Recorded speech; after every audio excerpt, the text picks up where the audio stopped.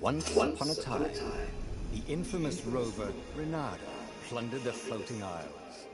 Then his mother called him to her deathbed. "Swear to me that you won't die in the gallows." She rasped. Reluctantly, he swore. And he whiled away his days at home with music, cards, and wine. But the Emperor had changed. He'd been good once, a shy, most humble toad. He'd built universities. Then people started whispering about mass graves in the woods, midnight rituals, victims screaming. The Imperial Ravens would round up entire villages, and no one ever returned. The Ravens had come to Ubar scouting for ancient books said to be of great power. But the librarians had hidden the books, so they'd burnt the librarians. The citizens, outraged, had driven them off. The Ravens had come back with dropships. The kid had fled with one of those books. He was brave and dumb and wanted to join the rebellion. And Bernardo had promised his mother he'd protect him.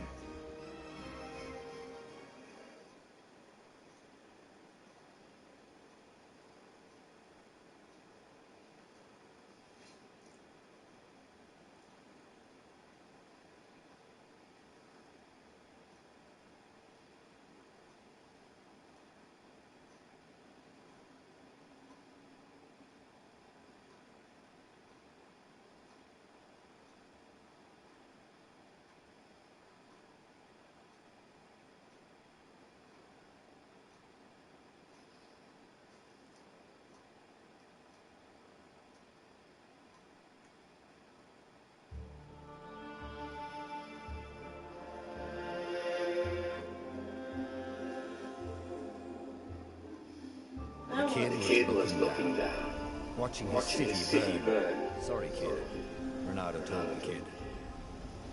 "Look, if we give them the book, they'll leave you alone." "My mother died for this book!" "I promised her I'd protect you."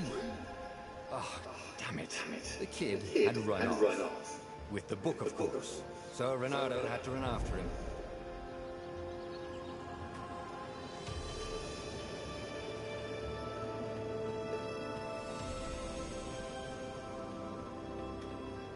The two ravens were staring at the kid like he was their dinner, which probably was what was in their tiny brains. Hey, Bernardo said. They cocked their heads at him. "Pick on someone as ugly as you." Wait, that didn't come out right. "For the Emperor!" The ravens cawed and rushed at him.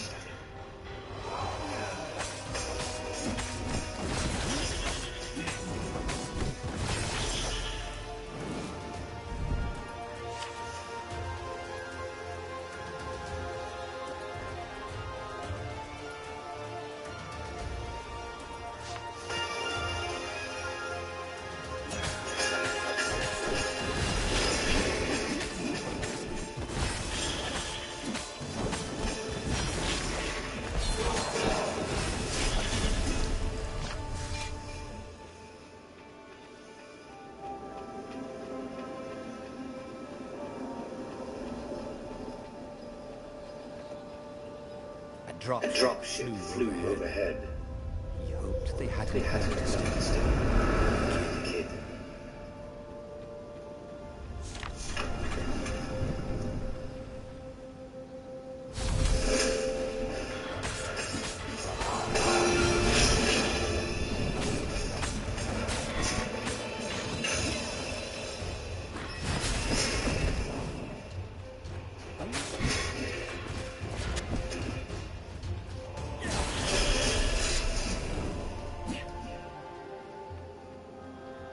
Oh, right.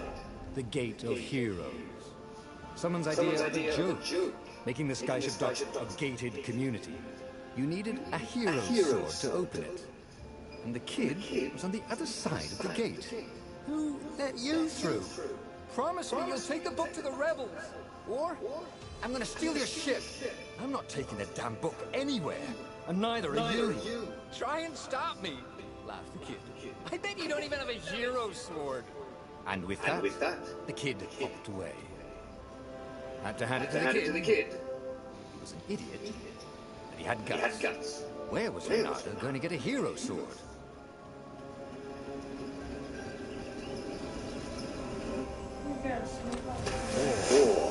And wind essence?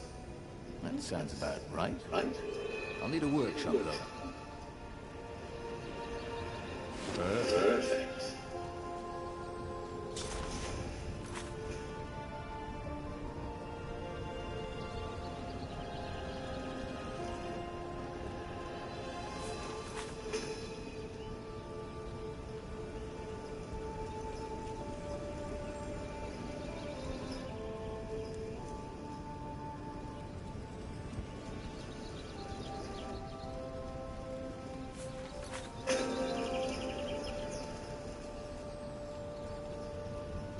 A hero sword.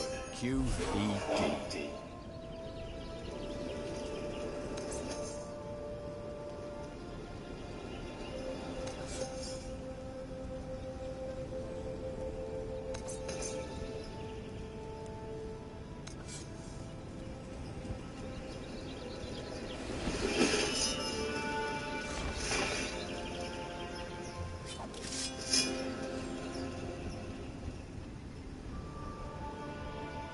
This is what he got for settling down and finding people to care about. The kid's mum had been a swell cook, and she'd laughed at Renado's jokes, even when he didn't know he'd made one. And then the ravens had come to burn her. And she'd made him promise to protect the kid. But she never told him where the book was. Just the kid.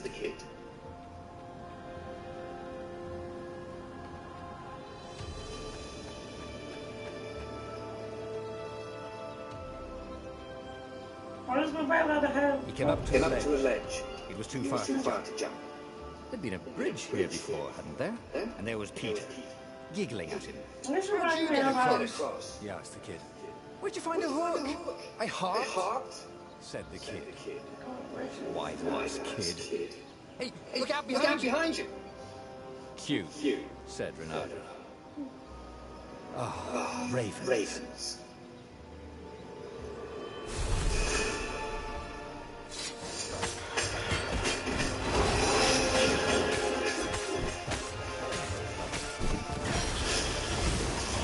It was time to talk some sense into the kid. He took his way across the ledge and chased the kid down. Thing was, he hadn't used his hook since he'd retired. Maybe if he meditated at that altar there, he'd remember his old skills.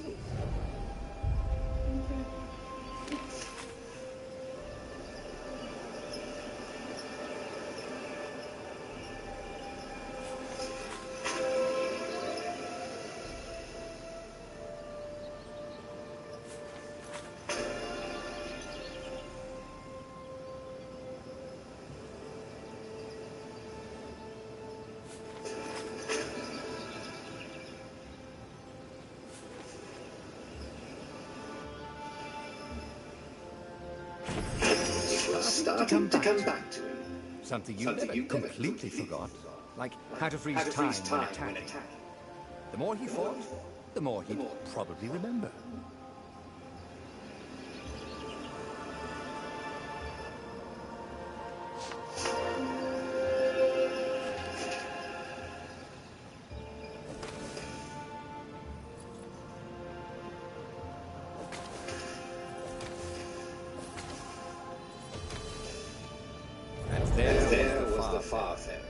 She was the fastest ship he'd ever known. She could do the Kessel Run in 12 furlongs. Oh, so the salesman told him. And something told him the kid was about to walk into an ambush. Stop! He shouted. I'm not giving you the book! Shouted the kid, and took off. No! Peter! But the kid ran for it. And a goblin nailed him with its ivy.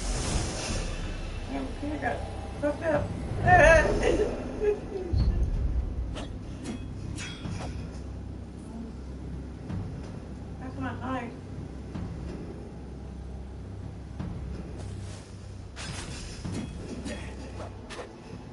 Dude, I just sliced him in half.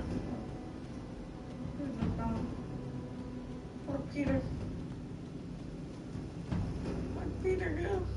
The book was unburned. Next to it were the buckles from the kid's shoes, and a kid-sized pile of ashes. Damn it, why hadn't he lied and told the kid he'd take the book to the rebels? The kid would be alive now. Really pissed off and betrayed, but alive. Oh, damn it.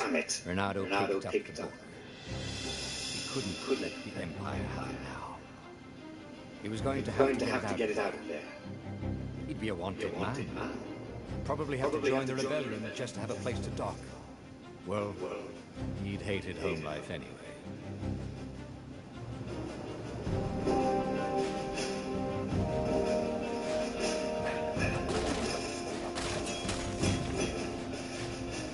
Well, this ain't no children's story anymore. No, Red's dying.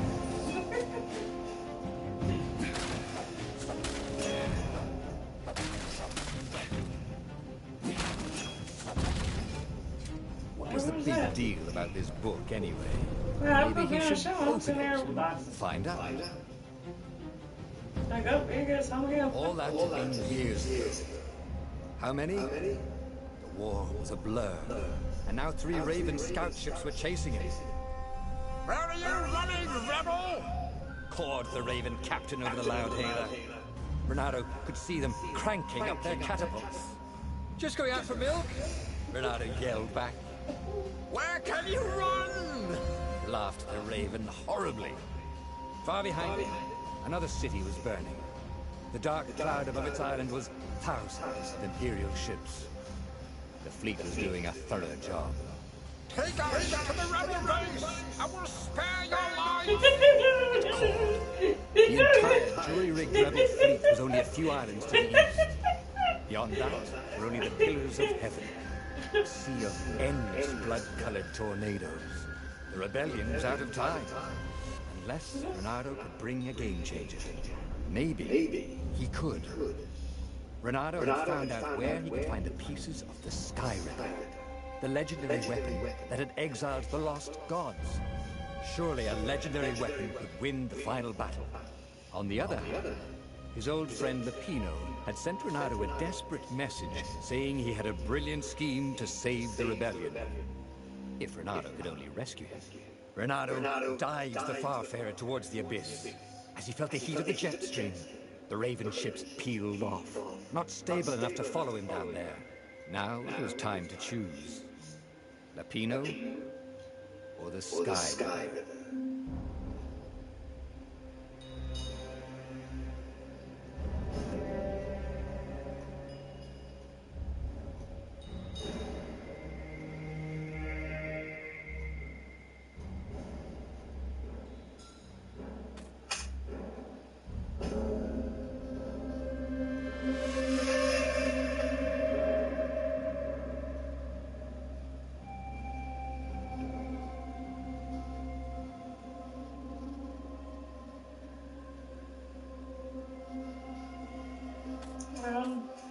I don't know. I guess I'll go. Lapino. Apparently, the man ran it and sold a Pegasus that he did not exactly own. Lapino always wiggled out of trouble, given time. But he was out of time. The Ravens had figured out that Lapino was a rebel spy. If the fleet reached him first, they'd string him up for that. Never mind the winged horse.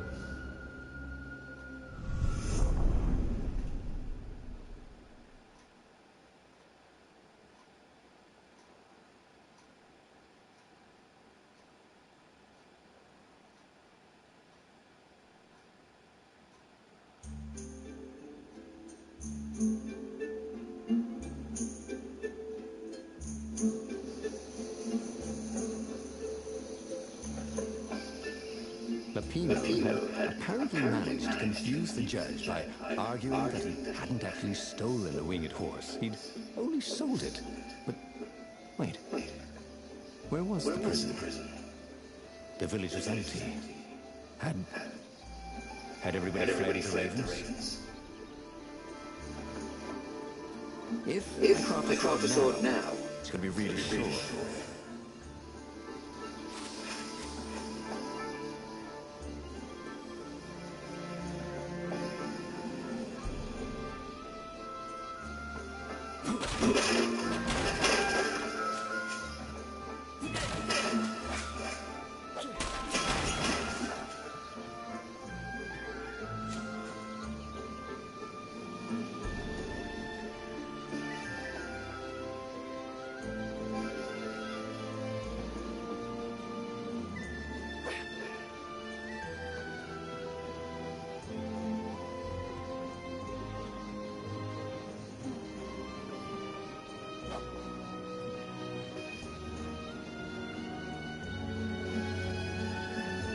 What did you do if one of these platforms stalled?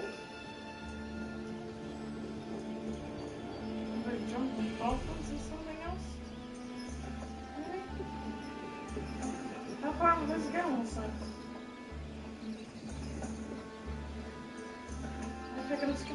The Ravens had taken the town. Renato had seen villages acting like this. All the people taken away to be sacrificed in the Emperor's secret rituals. Renato hoped the people were just hiding. Renato's blood was up. He just needed to smash something.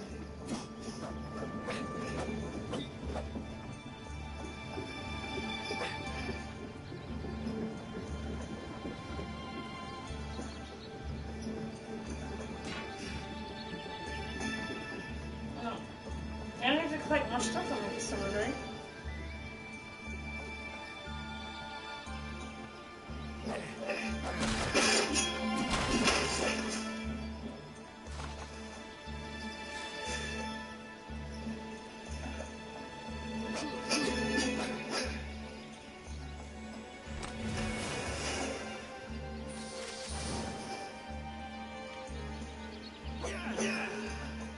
Oh man, that's what I forgot. I should have bought some carrots.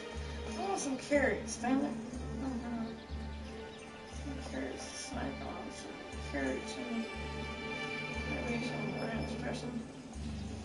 You know that?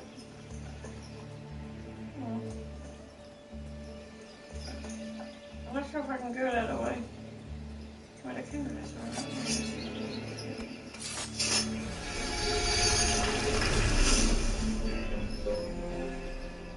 Don't we just agree to disagree? Said Renato. No.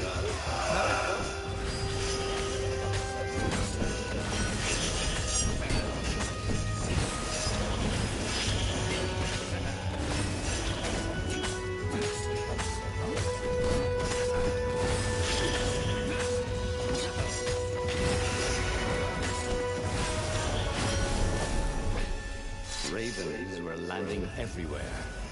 The advanced guard. He'd better keep moving. If they got to the Pino first, they'd eat him for breakfast. Snack. Ravens weren't picky. If they got hungry, they sometimes forgot to interrogate their prisoners. Even top spies like the Pino. Where had the mad rabbit got to? Compared to the last one I just tried playing, which was complicated because I couldn't figure out how to get the move along the squares to get the guy to hit the agent. Complicated. I don't like that multi-cell things. It's terrible. Make a little adventure. It was good to practice your moves, thought Renato. Keeps you limber.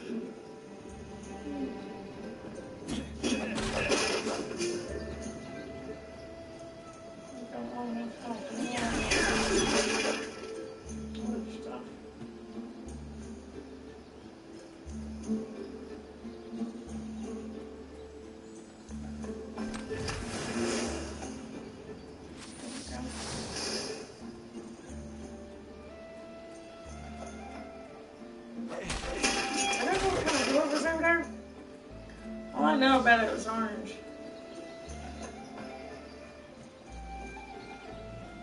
Renato felt like he was ready to learn things. Thank goodness he didn't have to go to school for that. Starting to come back to him. Something you never completely forgot. Like how to freeze time when attacking. The more he fought, the more he'd probably remember.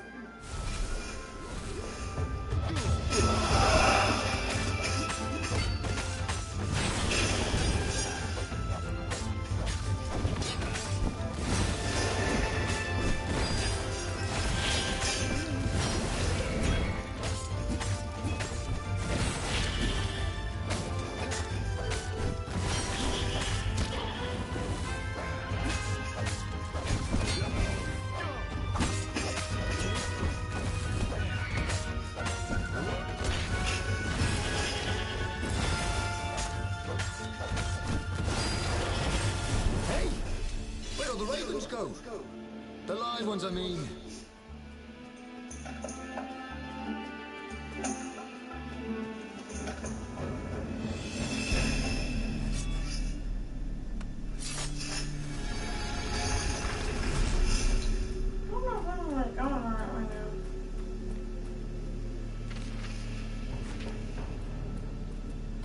Go back to,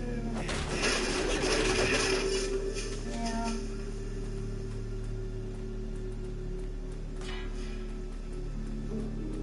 Place where you craft swords, which was back at the beginning. Don't know how to get back.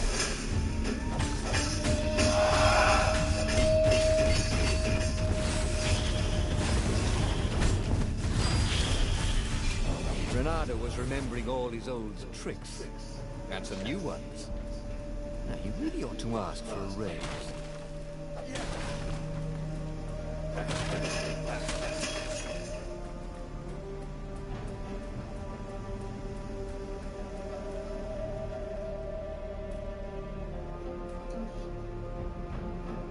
Dirty and bloody, Renato finally reached Lupino. The rabbit was practicing his shuffle. Bernardo recognized the cards. It was Lupino's favorite deck. Oh, I thought you were in danger. I am. The ravens are coming. Oh, the prison thing. Right, yeah, we should discard only 53 ducats. So we made a deal. They're very reasonable people, actually, for weasels. Now, I got a brilliant plan to kidnap Zenobia. We capture Zenobia, we find out what she knows, and that's the whole war right there. Easy peasy, lemon squeeze. Capture the Emperor's greatest general, who also happened to be a deadly sorcerer and his only daughter. That would be worth it. On the other hand, he could still get to the core of the Sky Ripper, even if he couldn't get the whole thing. It must have great power. Well, I'm gonna keep on. Zenobia wasn't just the Emperor's daughter, of course. She'd been Renato's best friend in Swordfu school.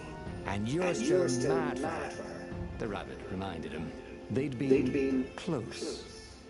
She'd told him things no one else knew. But she'd never told him who she really was. She knows all the Emperor's plans, chuckled the Master Spy. She won't give them up easily. She'll tell the interrogators, all right, said Lupino. Taking her would change the game, all right.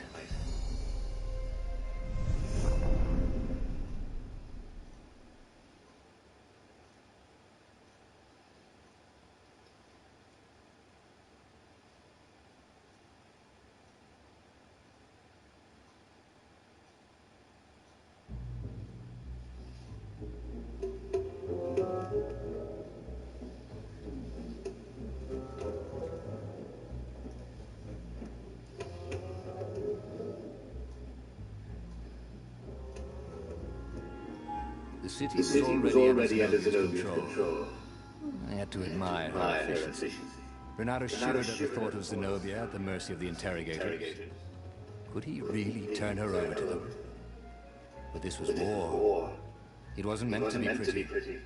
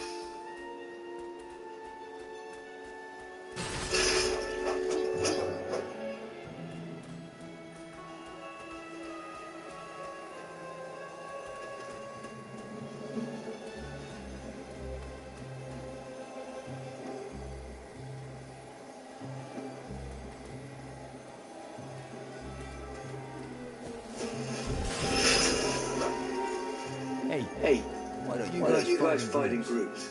Oh, I know. Because there's no I in team. Oh, shit.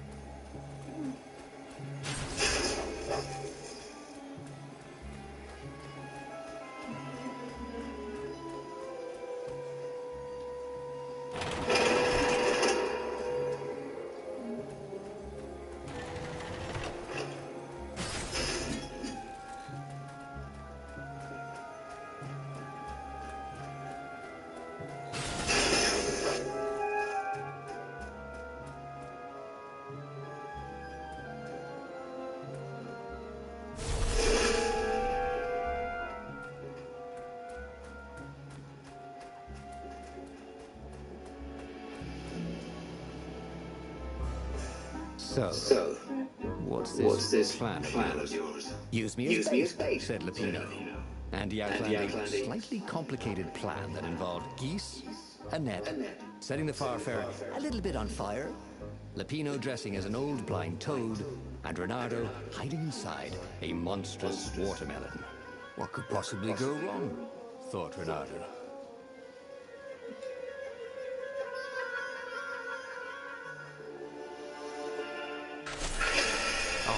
This is gonna be fun, said Lupino, as he ran to go set up his marvelous plan. A crafting bench. Renardo wondered what he could do.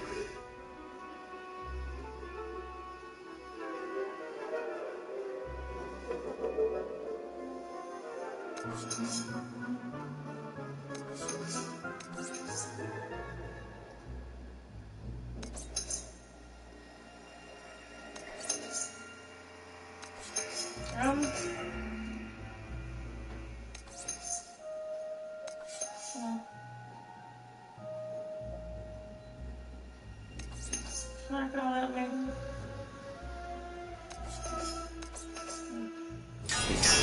The old sword was a little better when he sharpened it.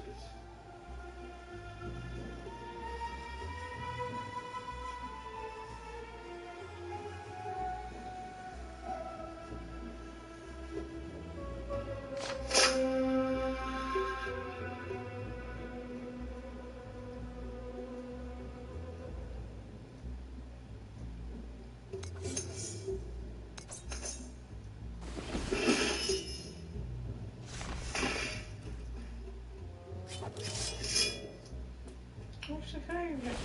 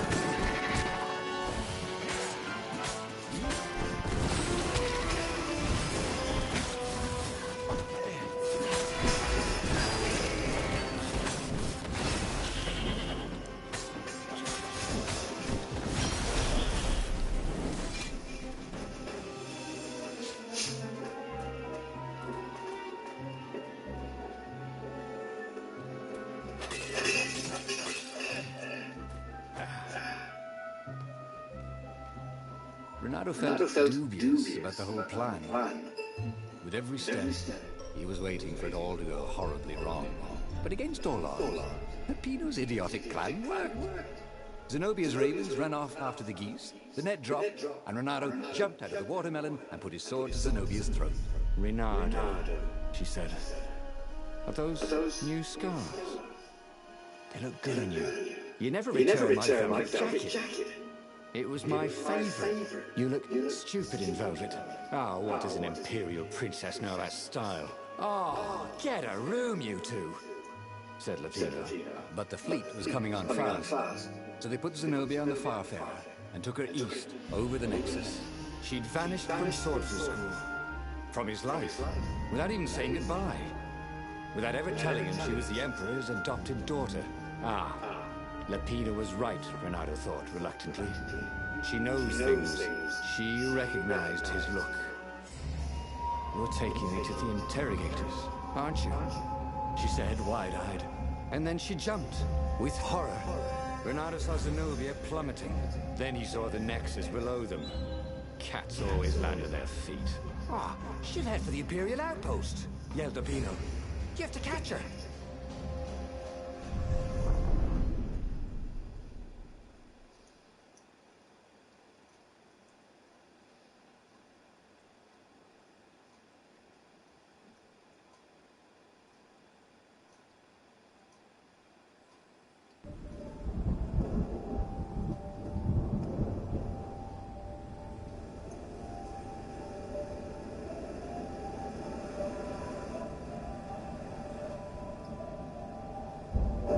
Cats can run faster, but foxes can run longer. If he ran, he could head her off before she reached her minions at the outpost. Well, he did love a good chase. He wasn't that good. Yet.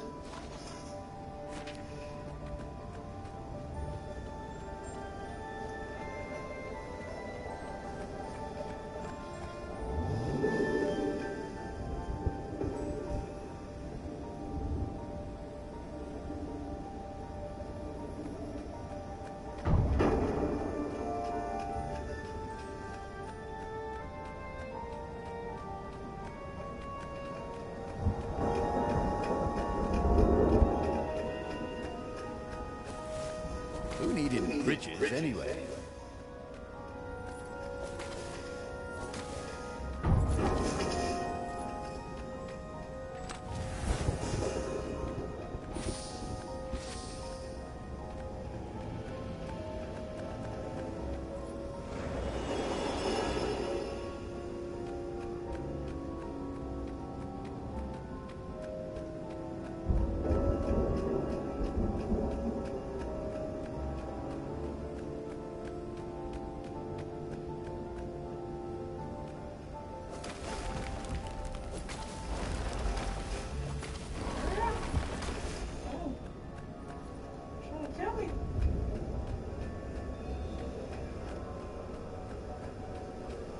Wow.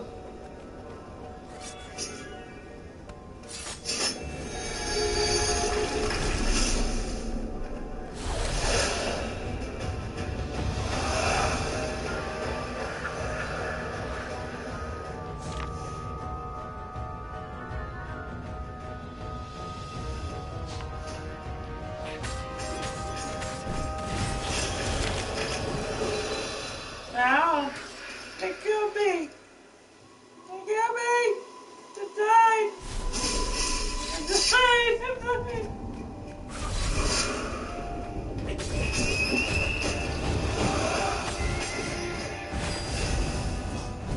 Stay, bitch. Fuck. What the hell?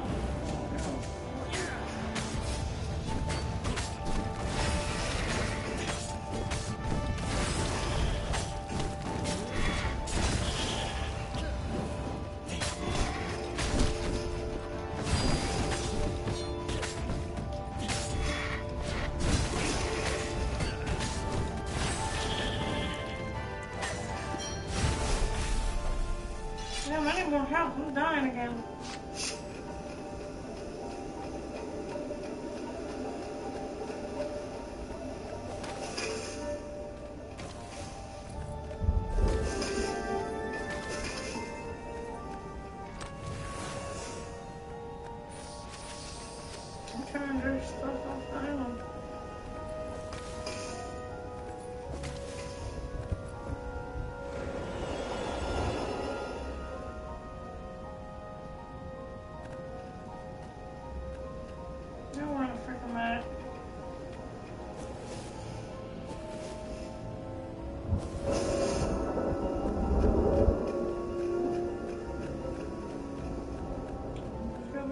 He was closing on her.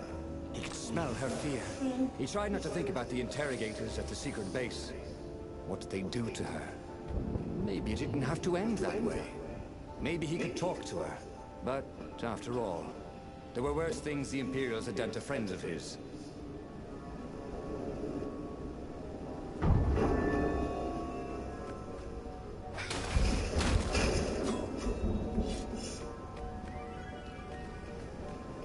Alright, make some milk.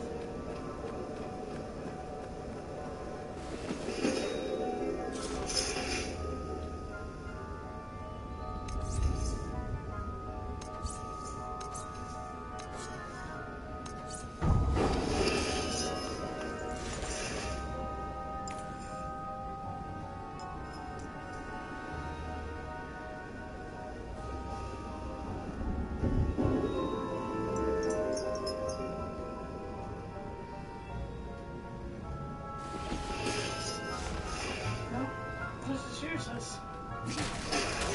Not a felt better.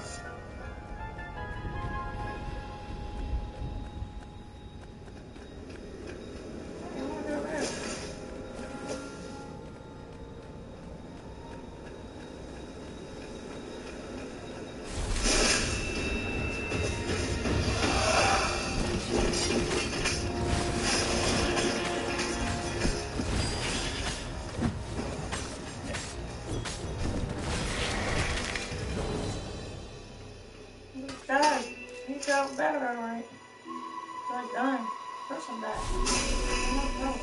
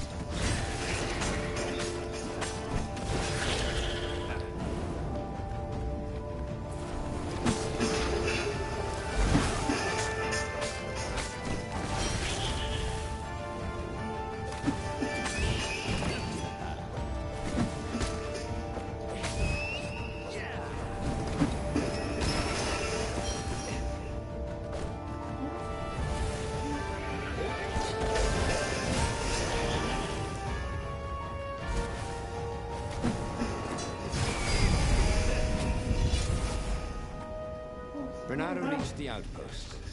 The Imperials there were no match for him. Soon after, Zenobia limped up the path. When she realized he was already in front of her, she didn't even try to run. Oh, you left without saying goodbye. Again, he said, please. I'm enjoying this a little too much. She said, shaken. Oh, spare the chit-chat, would you? Said Lapino as he shackled her hands so she couldn't throw spells. She knows all his plans. All the way back to the Farfair. Lapino nagged Renardo about how the interrogators would pry over the intel on Zenobia. How that would turn the tides in the imminent battle. All they had to do was take her to the rebel secret base. Renardo didn't like to think about what the interrogators would do to her. Couldn't he just talk to her?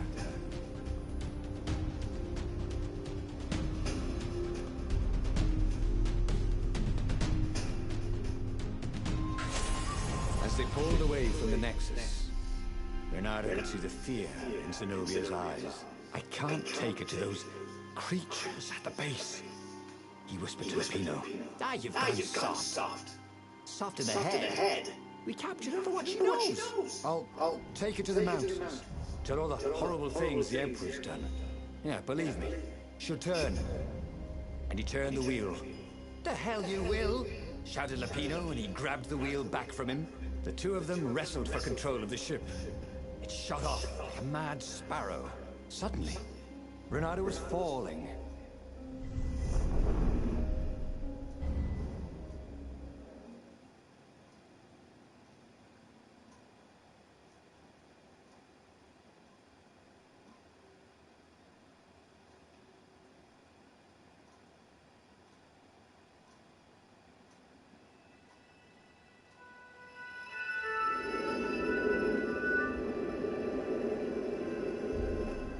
When he came to, Zenobia was standing over him. Why didn't you take me to the base to be interrogated? She demanded. Do you know what's left of people they interrogate? This is some trick, isn't it? To make me fall for you again. Well, I won't. Oh, go on then. Scurry back to your ravens. I can't stop you, but strangely, she didn't. As Renato set off to find the Farfarer, she followed him. Keeping just out of sight of the ravens.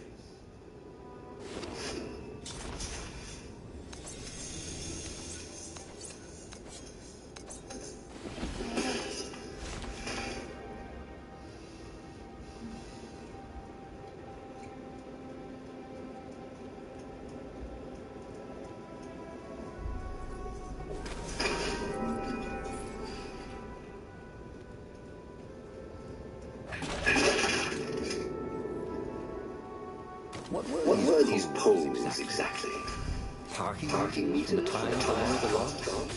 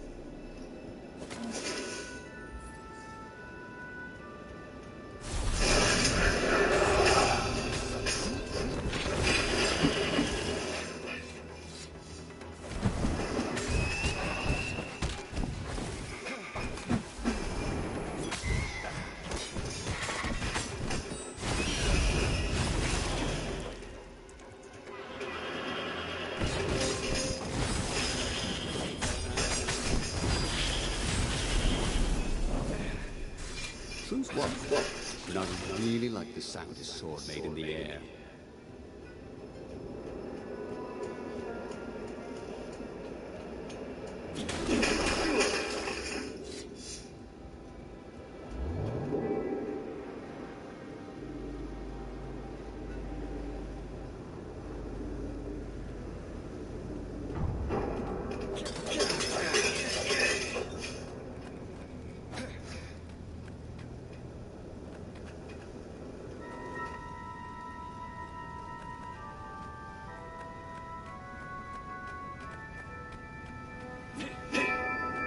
He needed some way to break the ice with this wall, So to so speak. to speak.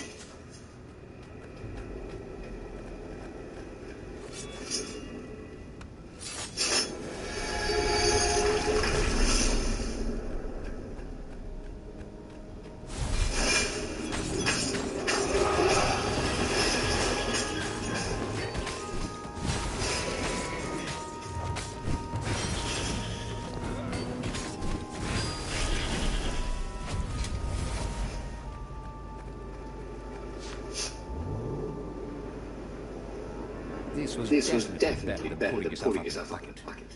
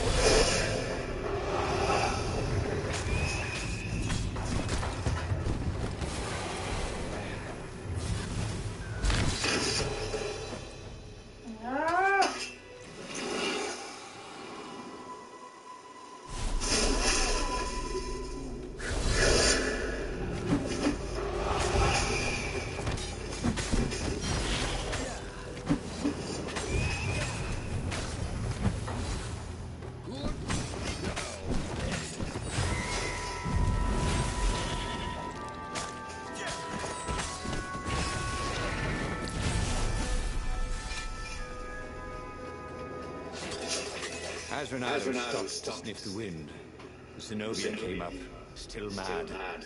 Did you really think you'd just talk me into betraying my father?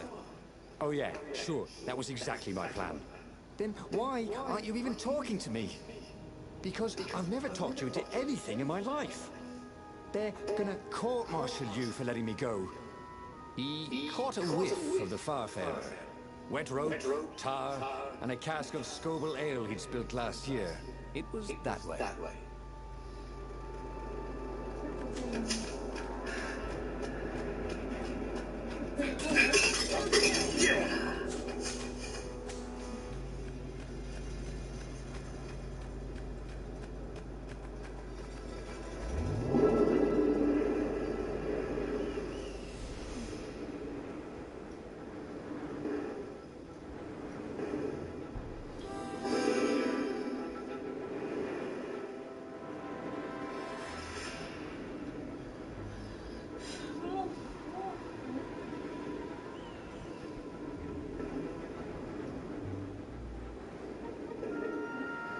Renato's paws were getting numb. Calaveras really didn't want company, did he?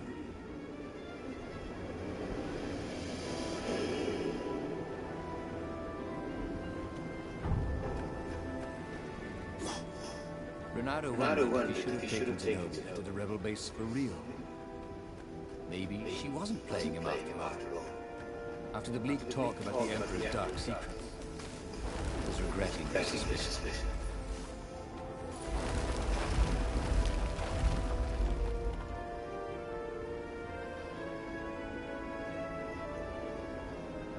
Sure enough, the Farfarer had crashed in some rocks.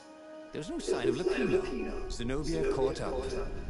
All that kid stuff in swordfu school, you know, that's the past. We're adults now. We have duties to other people. We have destinies.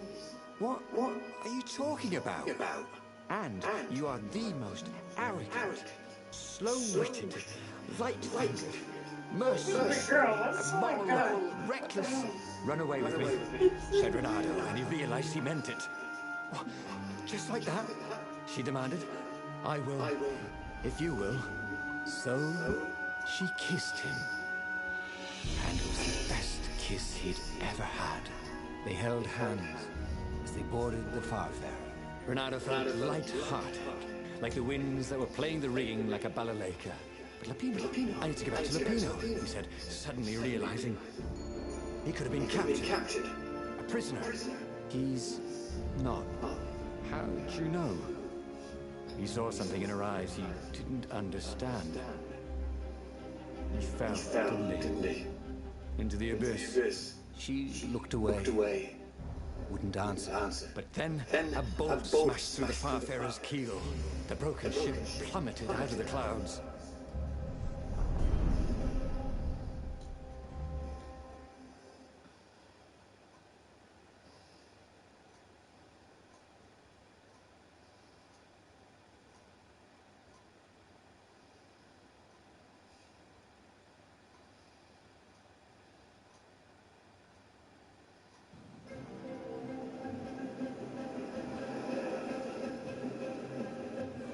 Renato picked himself off the deck. They were alive. We have to get to my private ship, she said. Do you trust me? I guess I must, he said. You go on ahead. Clear the path, she said. I can't kill my own soldiers. He wanted to say that he didn't trust her, that he had no idea what he was getting into. But he had no choice, did he? He was following his heart. That's what it means to be a hero. You had to follow your heart.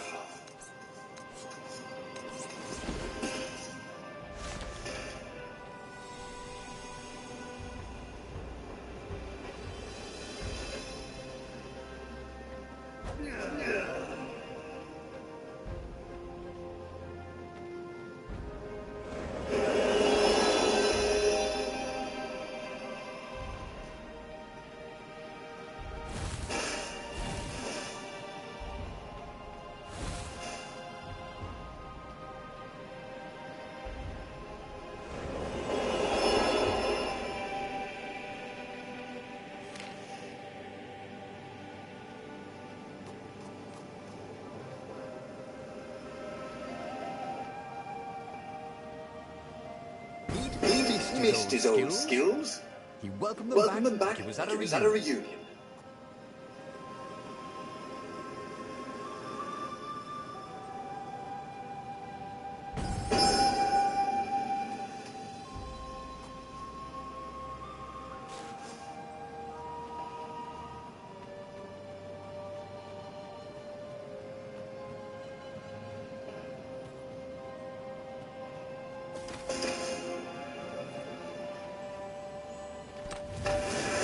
Who thinks these chests everywhere? Wondered Renato. I should send him a thank you note.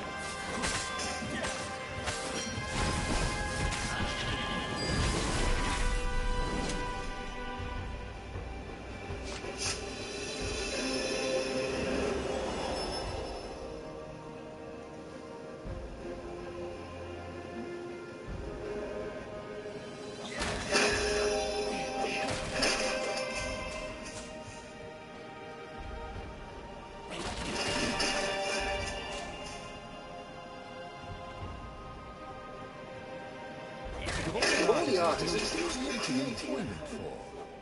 Truly, he was a job creator.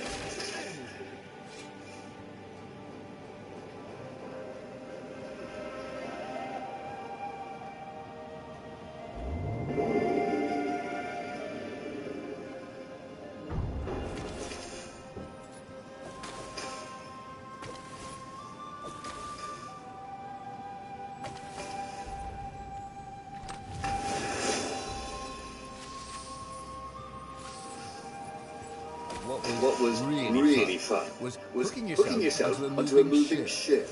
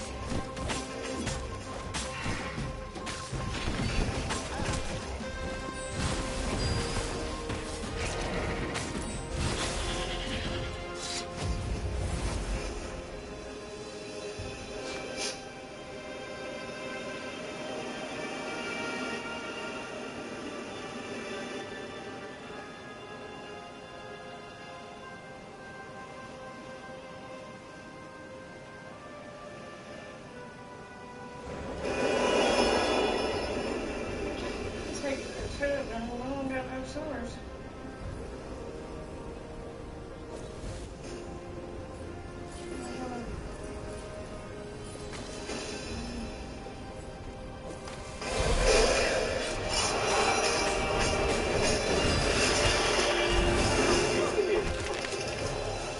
Damn it.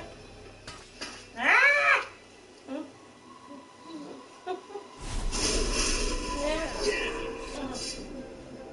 Hold on. Hold strong.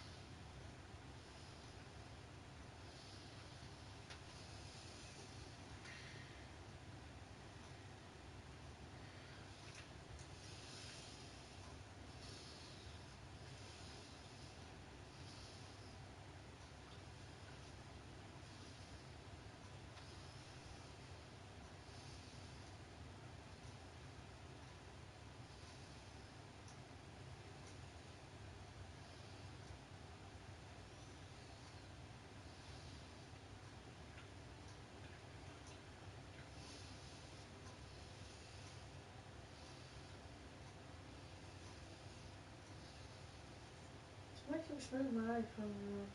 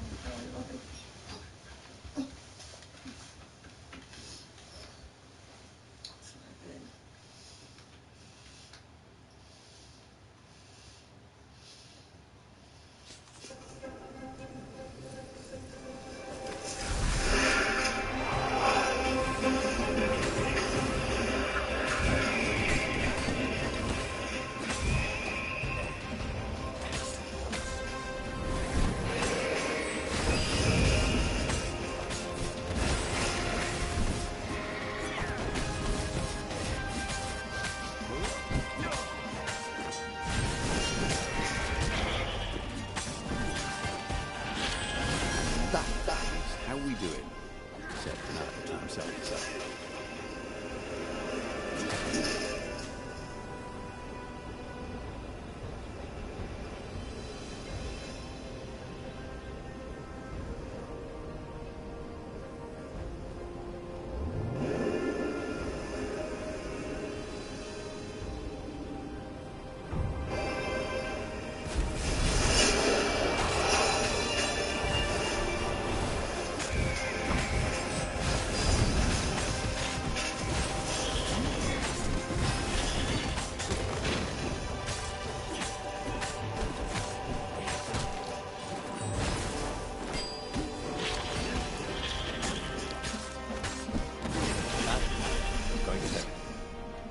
Actually, it already did.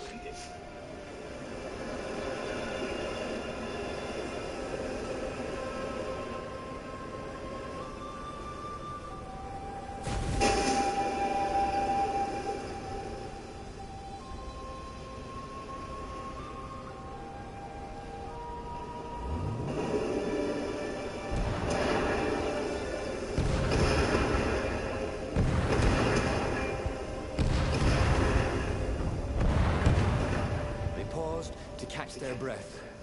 It was strange to be so close to her. What are you thinking? He asked. I'm trying very hard not to think. Me too, he said. Up ahead, he could see the thin silver of Zenobia's personal ship. It looked fast. They would leave all this behind.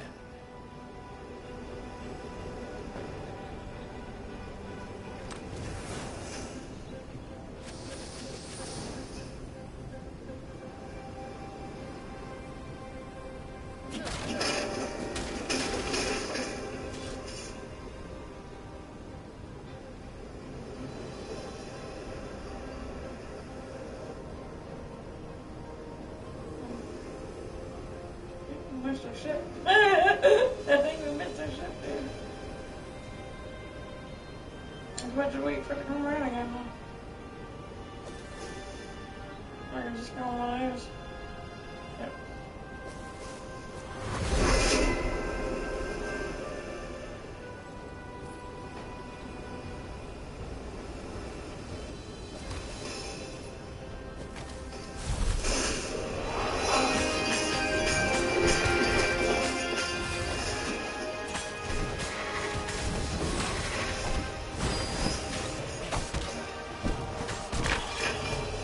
We'll always have Parrot, he thought.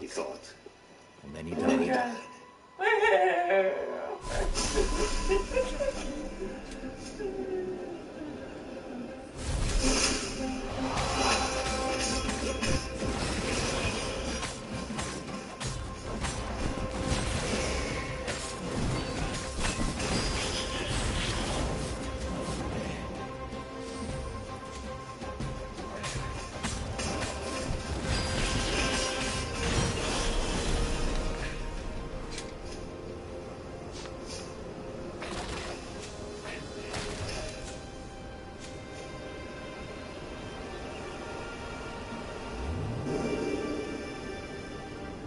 Renato always wanted to fly.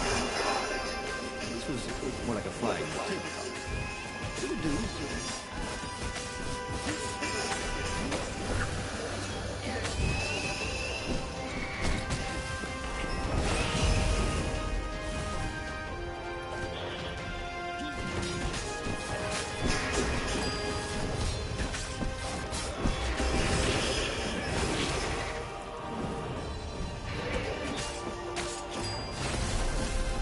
Already, Renato knew more than he ever had.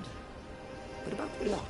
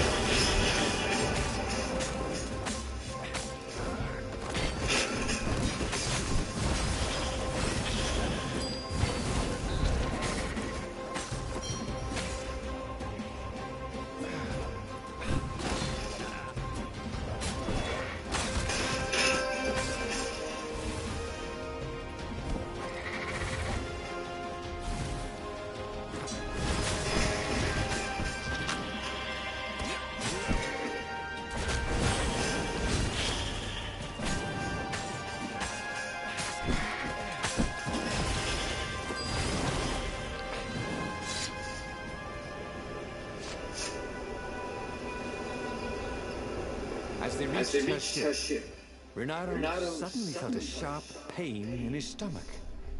He was surprised to see a crossbow bolt sticking out of it.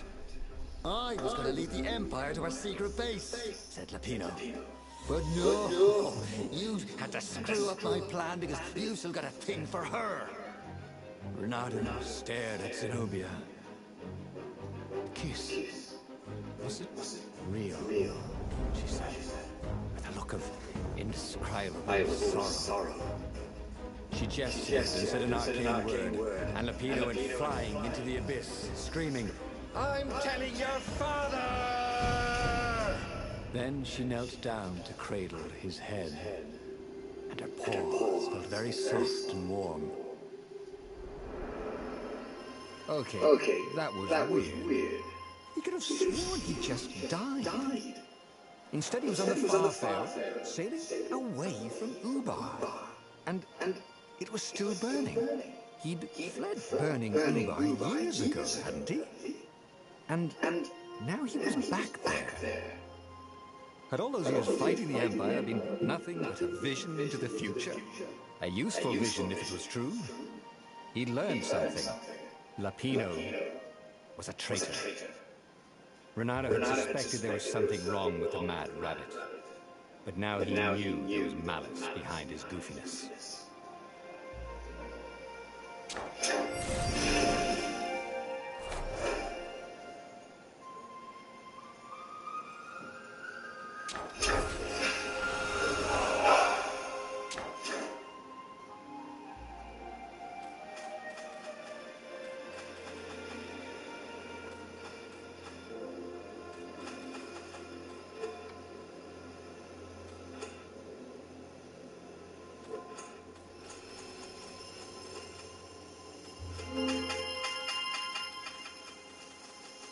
He'd made bad choices.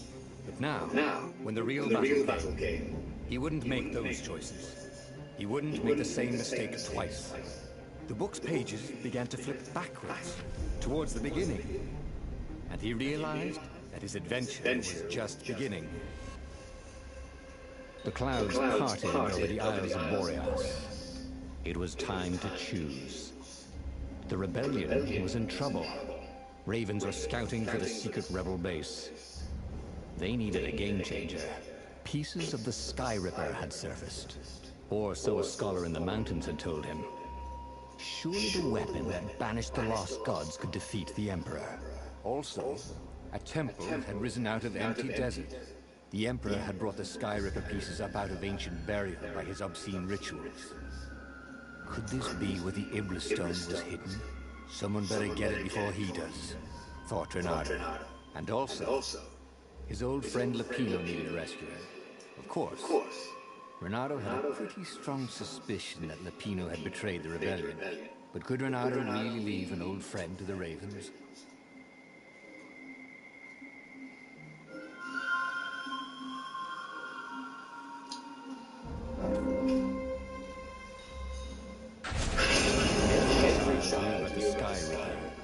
The Transcendent Emperor had buried its pieces. What could have brought them to light? This Emperor, Isengrim III, had once been kind, but he'd gone mad. And now he was conducting secret, obscene rituals to bring back the lost gods. Had he, somehow, summoned the long-lost components of the legendary weapon out of the deep places of the earth? It was more than Renato could fathom. But if he could find a legendary weapon, he would use it.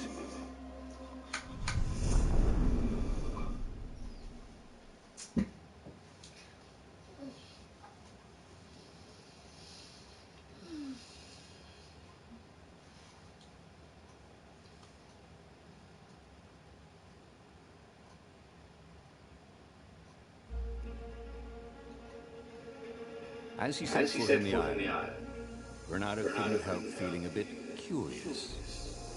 Was Lapino still waiting to be rescued? No. He was probably drinking champagne with the ravens. Did ravens drink champagne? Did rabbits? Renato felt oddly thirsty, come to think of it. Why had he chosen the Sky Ripper? Renato never made plans that required constant vigilance. He was a hero. He didn't think too much. He just went with his gut and hoped it all worked out. The Sky Ripper was a long shot. He'd have to devote himself to it. No side journeys, no rescuing old friends. That was against his nature. Could he stick with it?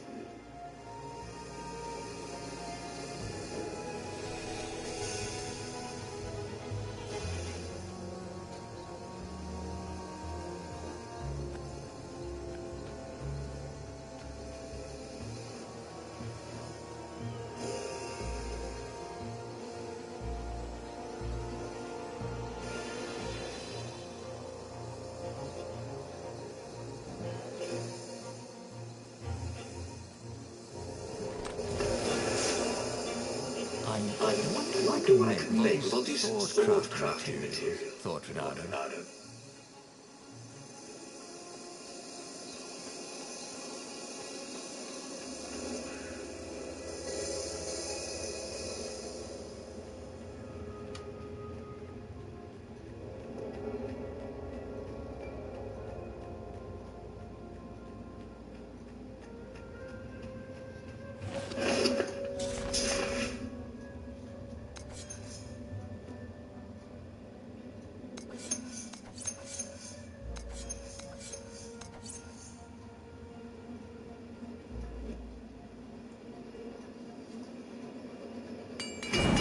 The South was terrific for barbecuing sausages and ravens.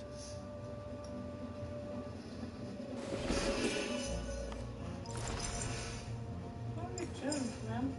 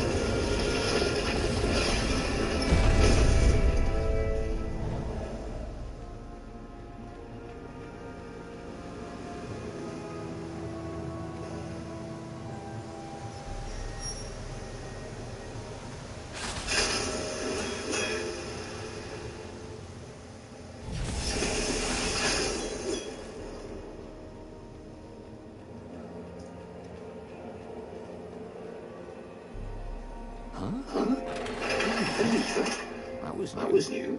Most people still use doorknobs.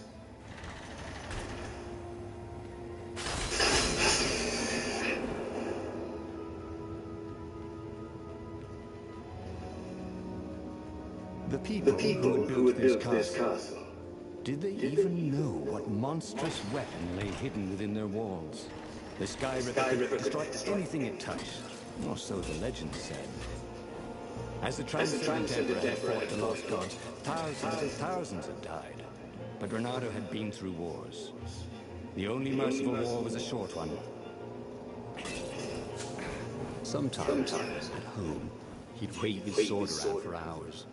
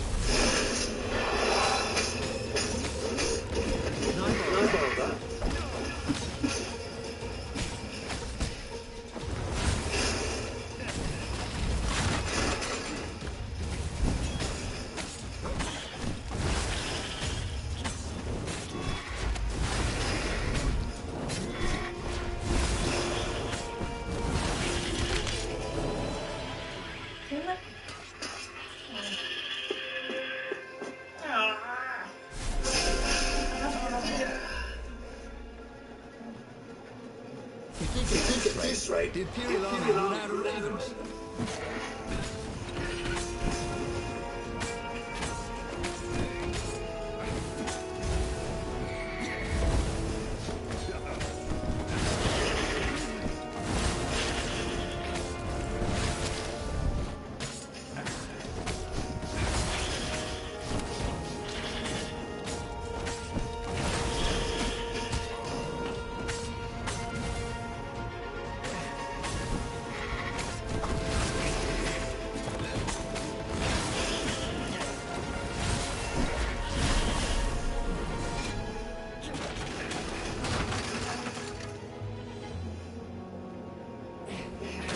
Narrow check to make sure his sword was still working. Yep.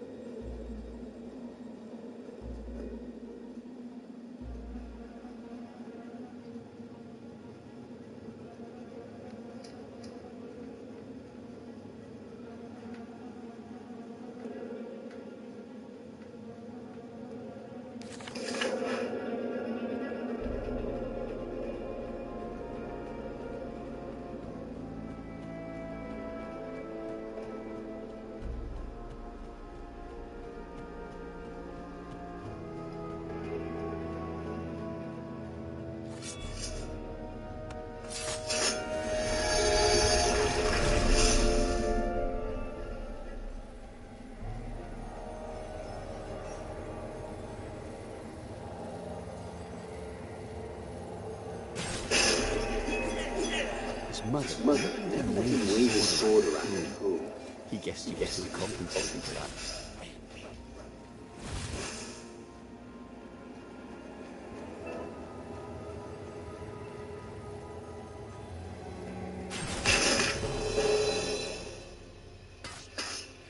Well, I just died, really?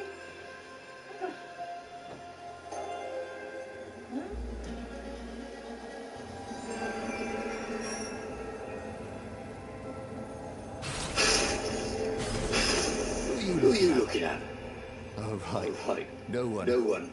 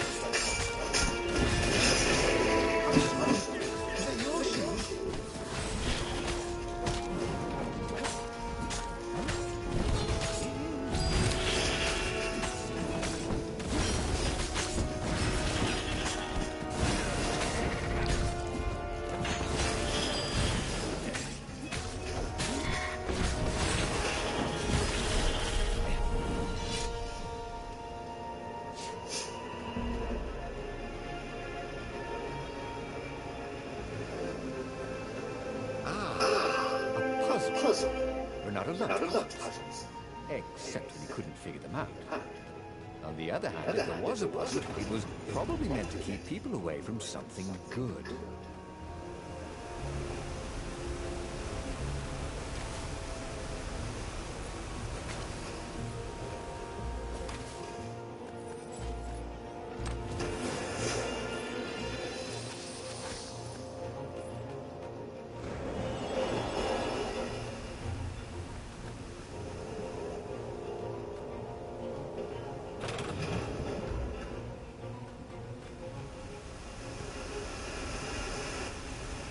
See? That wasn't so hard.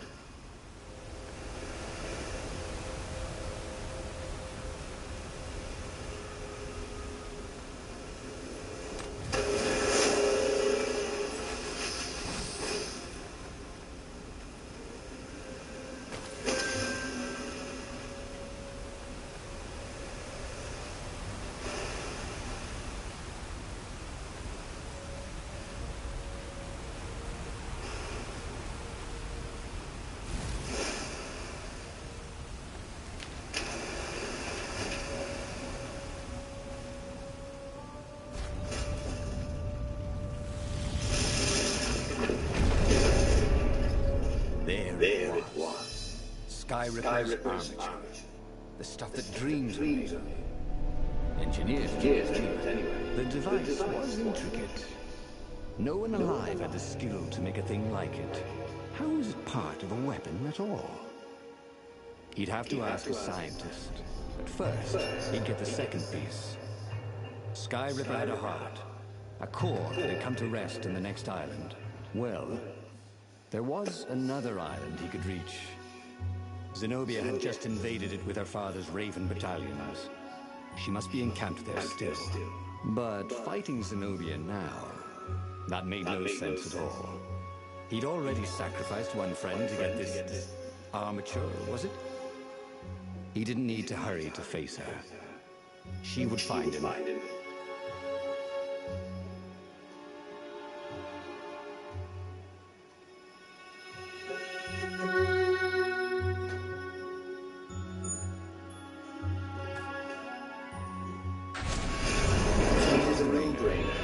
He'd sacrificed his old friend Lapino to get the armature. And the armature was useless by itself, only a series of coils and wheels. War demanded sacrifices, and he would make more before the end.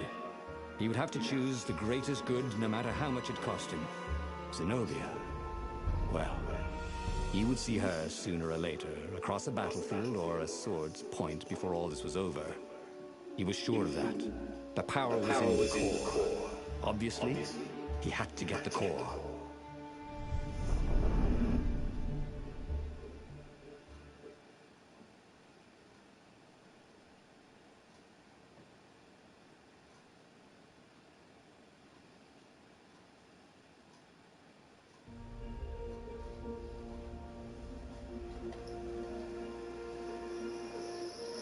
Doubt sunk in before he was even out of sight of the Farfarer. Why had he chosen the Sky River? It was the sort of path he always avoided.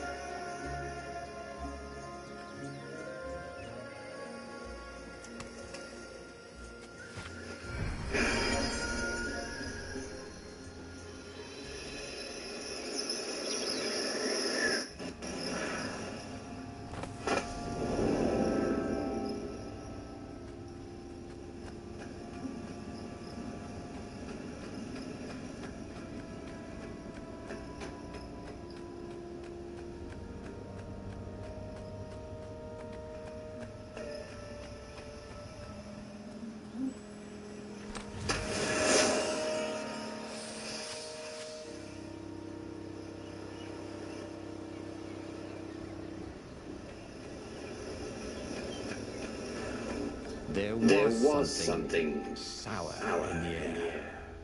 Like the earth had ruptured over something that had been fermenting for a very long time.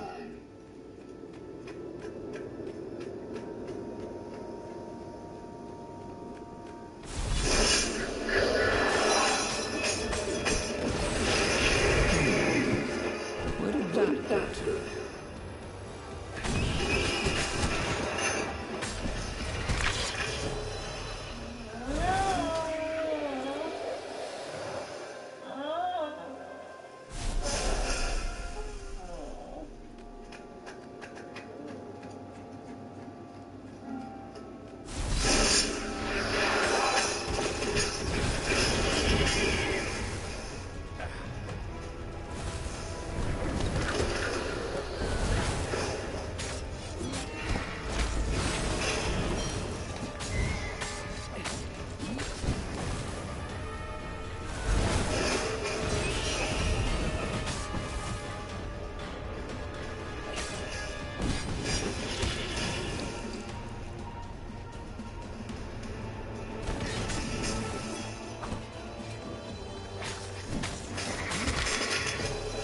I guess now I find out what's next, he thought.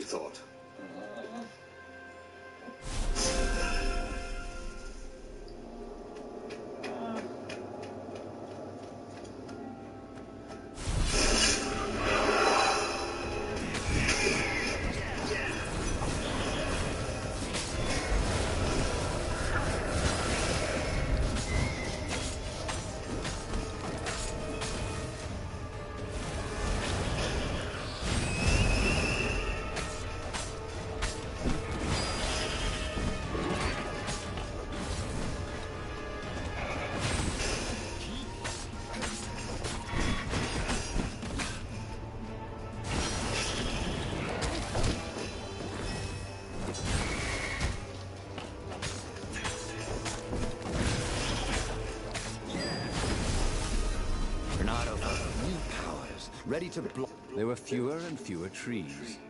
There were only these huge crystalline growths. Had those been here before? He no longer heard birds except for the feverish cawing of the ravens when they attacked. He couldn't smell the small animals in the forest. The mice, rabbits. Where had they gone? And he was getting hungry too. This was an unhealthy place to be.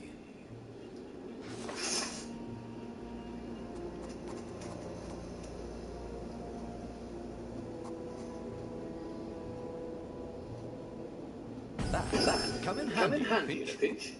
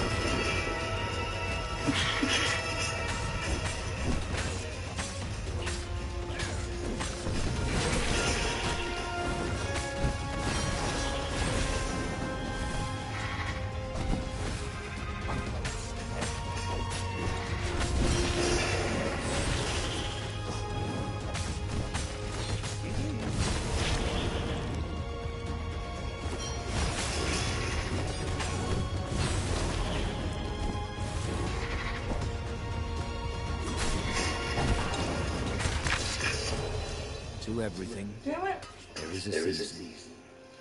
He turned over and died.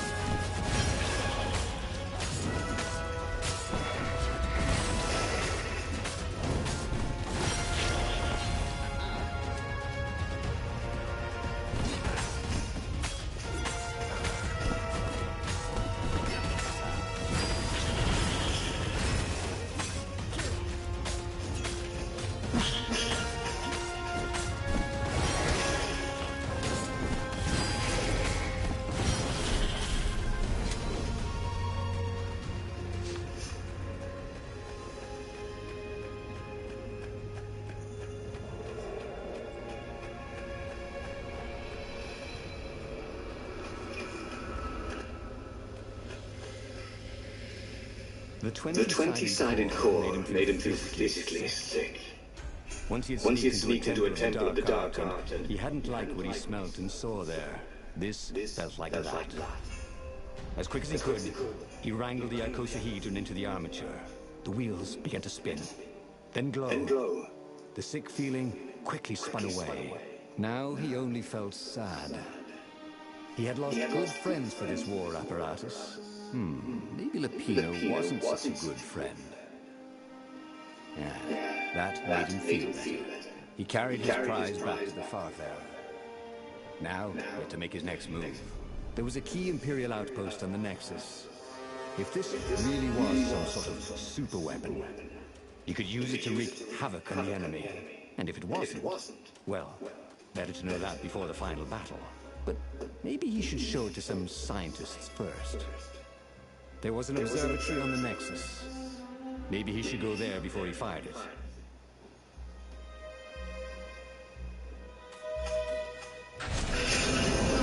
Of course, if you've just assembled a weapon out of legend that can exile gods from the world, you'd want to have a scientist or two look at it. And even if they disagreed and he had time, he could ask Calaveras himself. Yes, the observatory would be his objective.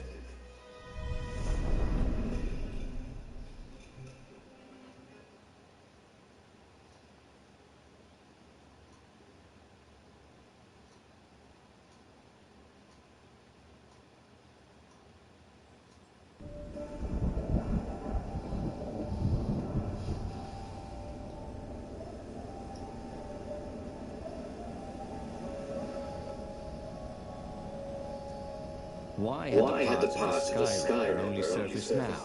Thousands of years after the transcendent Emperor had dismantled it. The mad Emperor Isengrim had performed terrible, bloodthirsty rituals to invoke the lost gods. Was that why these ancient artifacts were rising out of the ground? How perfect, then, that the Sky Ripper would reappear to be his destruction.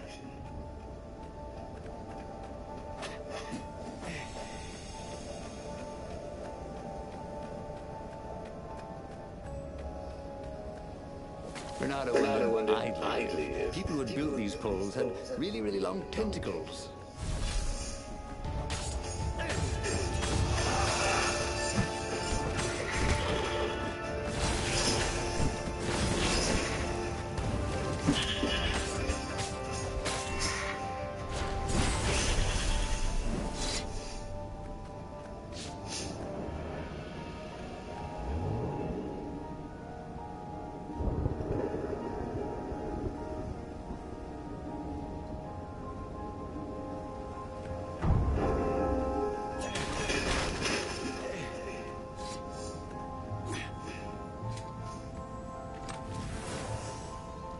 Ore is pretty heavy to carry.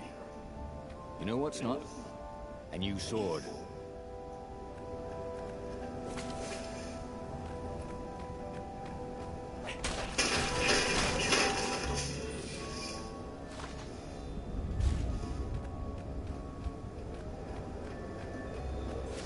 Where will we get there next? Let's see.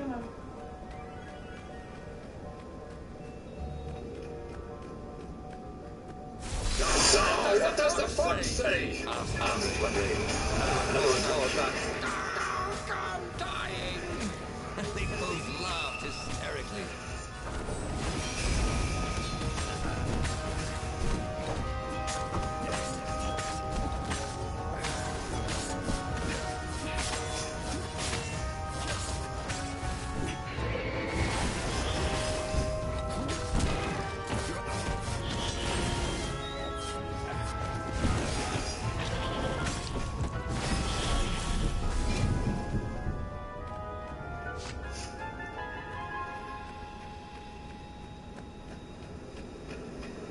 A legendary weapon was exactly what the rebellion needed. They were outnumbered. The once kind emperor had become a tyrant. But his ravens stayed loyal, for he fed them his victims, and the other animals were too frightened to rebel. Renato shuddered at what the emperor was trying to do. To bring back the lost gods, the Black Harvest, the Black Sun? No. He would stop that toad no matter what the risk.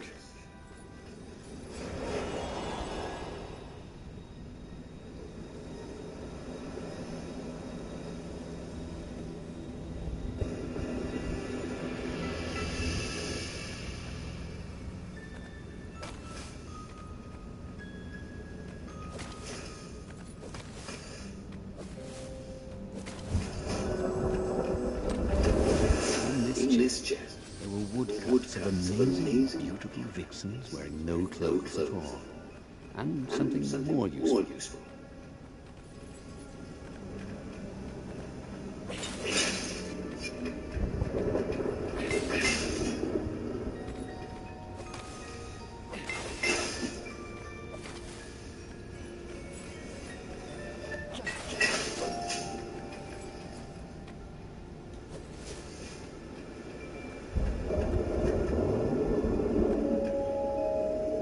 There was an engraving. Maximum capacity, 130 people.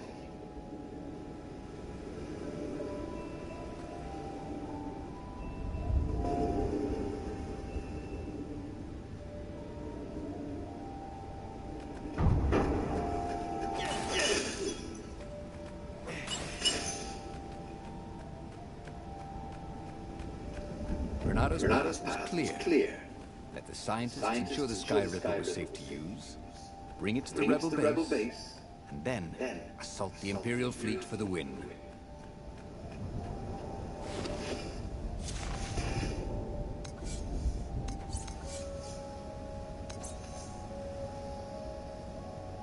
This sword was really useful for making popsicles and birdscales.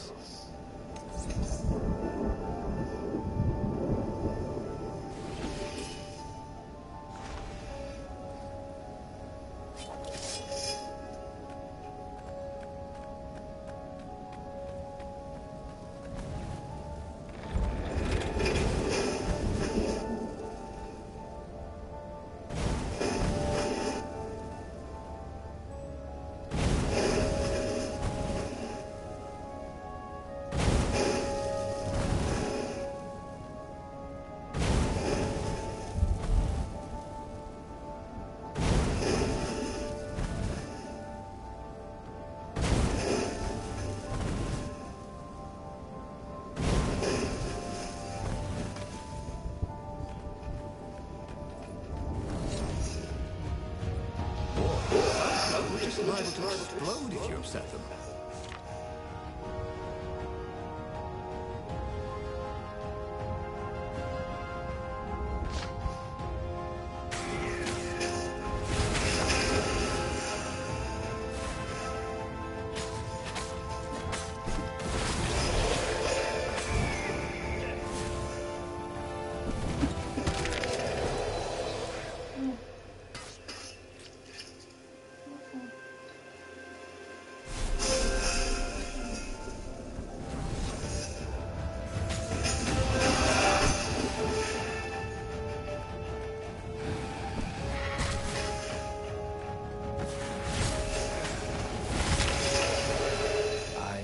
Go, he thought. Huh?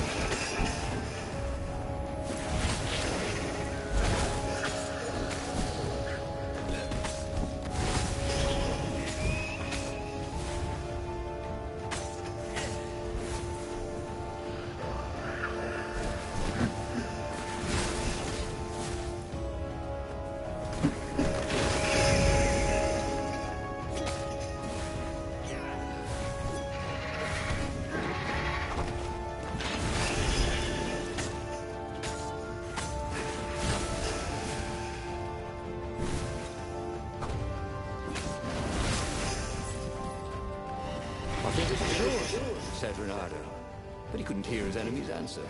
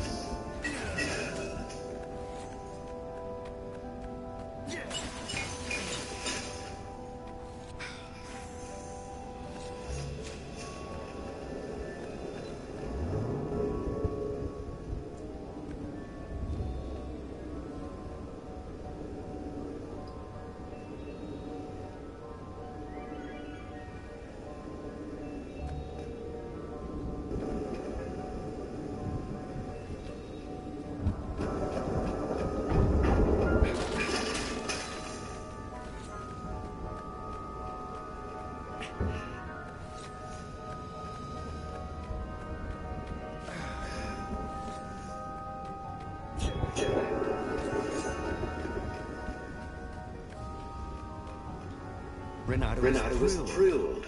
The scientists seemed to think he'd put the Sky Ripper together right. But one Toad was worried. Yeah, the Sky Ripper could tear a hole in existence itself. There are invisible strings that tie the universe together. If the Sky Ripper cut one, the hole would widen and widen until our whole existence fell into it. Another Toad sighed. Irving still believes in string theory.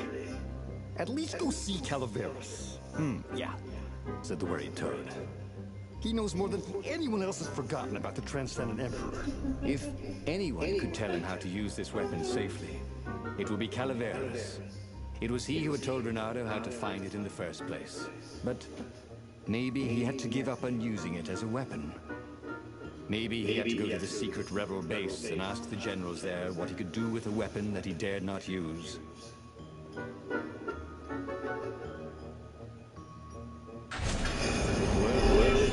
He'd have to consult Calaveras again. The scientists at the observatory were smart enough. But what did they know of the Transcendent Emperor? He hoped it wouldn't delay him too long. The rebels had scheduled the final battle soon. Every day they delayed risked the exposure of the secret base. And some soldiers were already drifting back to their homes and families. Calaveras would fix the Sky Ripper for him. And then he would win the final battle.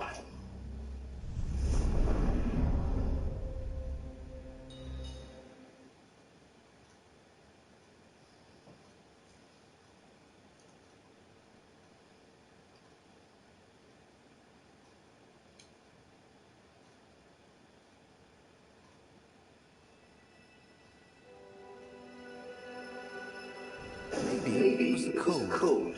But after a few steps, Renato's optimism started to slump. What if Calaveras couldn't help? Did Renato dare use the Sky Ripper? Oh, he hated that he had chosen this path.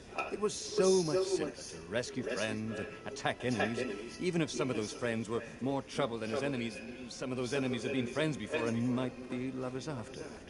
No, okay. It wasn't all that much simpler. No. Physics made his brain hurt. That, at least he was sure of.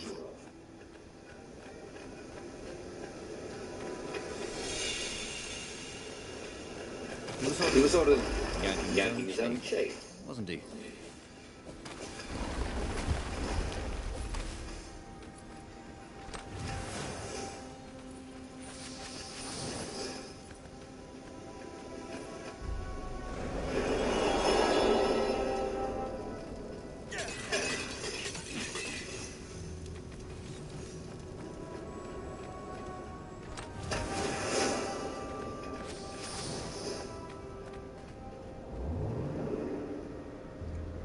Renato wondered what would happen if he jumped. Would he be rescued by an emergency platform?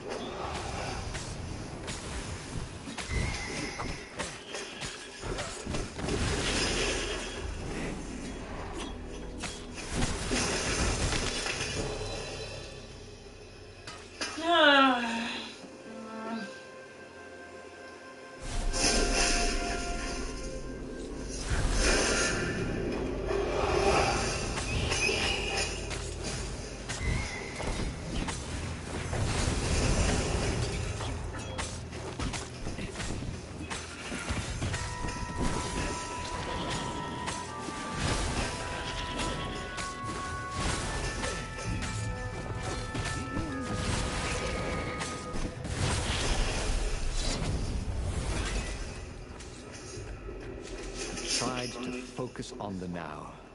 The ravens who seemed everywhere all the time. Where did they hatch from? Were there giant raven hatcheries somewhere? Did they have families? Ooh, he didn't want to think about raven mummies raising their darling raven chicks. Yeah, Calaveras would help. He would make Renato feel better about using the Sky Ripper. And then Renato wouldn't have to worry about ravens ever again.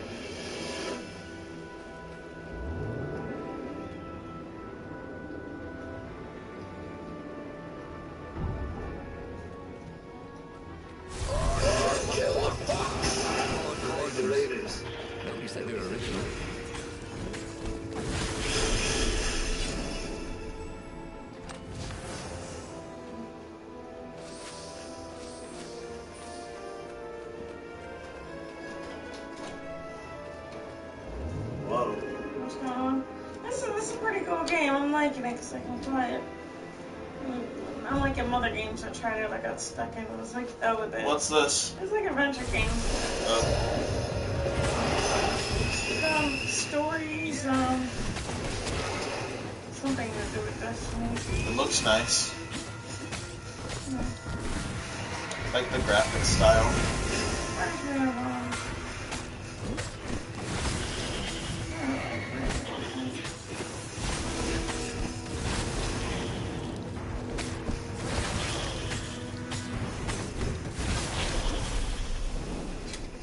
So there's different choices you can make in the storybook, the storyline, and I'm trying to do it so I can unlock them all.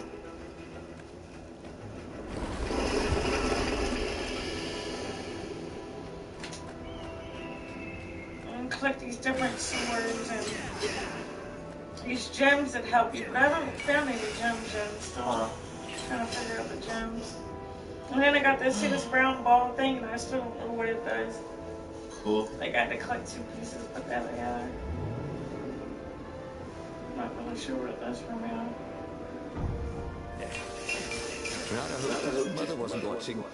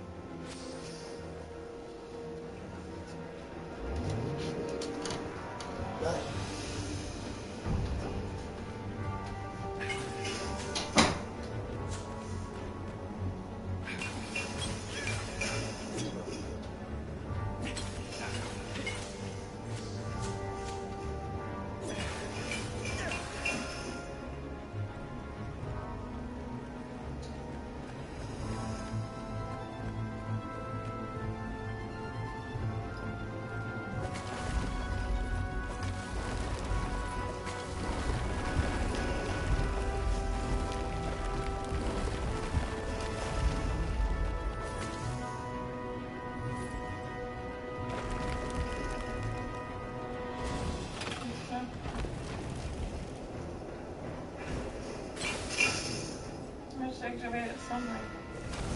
Renato had sacrificed a friend to the Sky Ripper. It would be worth it to bring a super weapon to the rebellion. But the scientist had ruined everything.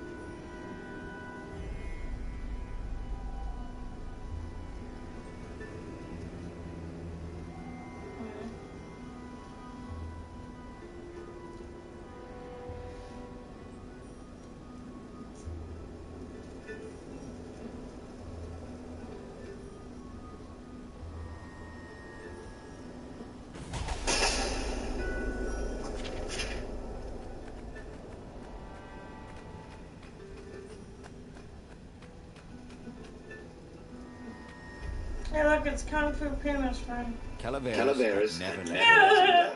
Yeah, of course I can make it work better. But when Renato explained about the strings, Calaveras grew thoughtful. Oh, strings, you say? Well, the Arcana do speak of the ties that bind the world. He drew many intricate symbols in the dirt. Yeah, so, according to my calculations, each time you fire, I'm afraid there's a 1 in 120 chance you'll destroy the universe. That's pretty good odds. That's like rolling, what, 21 dice and they all come up 6. What are the odds of that? What? No! It's more like 2.716s in a row. Anyway, with those odds, it won't happen if I use it just once. What? No. That's so not right. Each time you use it... Okay, look. Just don't use it ever. At all, okay? All right, I guess. As he sailed away from the mountains, Renato could see clouds darkening. Rain? No. Ships. Imperial ships, swarming thick as bees. This was it. The big battle. They could not afford to lose this one. What if it did not go well? What if he had to use the Sky Ripper? Could he gamble the universe? On the other hand, what were the odds of rolling 21 sixes in a row?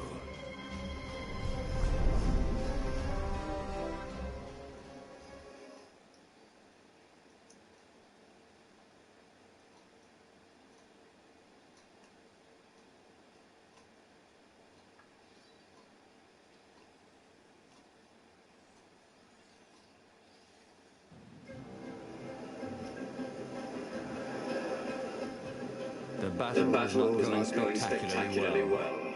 What had the rebels been thinking? They'd been thinking he would bring the Sky Ripper, or the Iblis Stone, or that he'd sideline Zenobia somehow, or turn her. Couldn't he use the Sky Ripper just once? After all, if chances were 1 in 128, that meant he'd for sure be okay the first time. They'd get worse each time he used it, but the first time would be okay, right? He wasn't sure that it was right. So he didn't fire the Sky Ripper. He just brought it along, in case.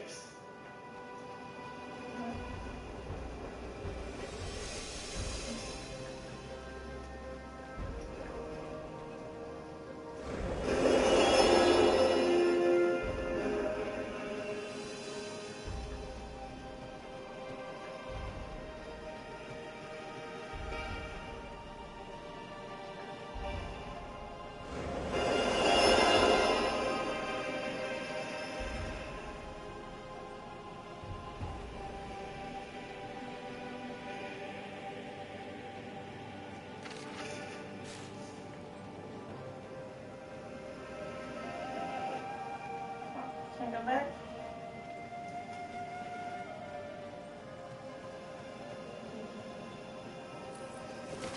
Hoped his hook didn't break.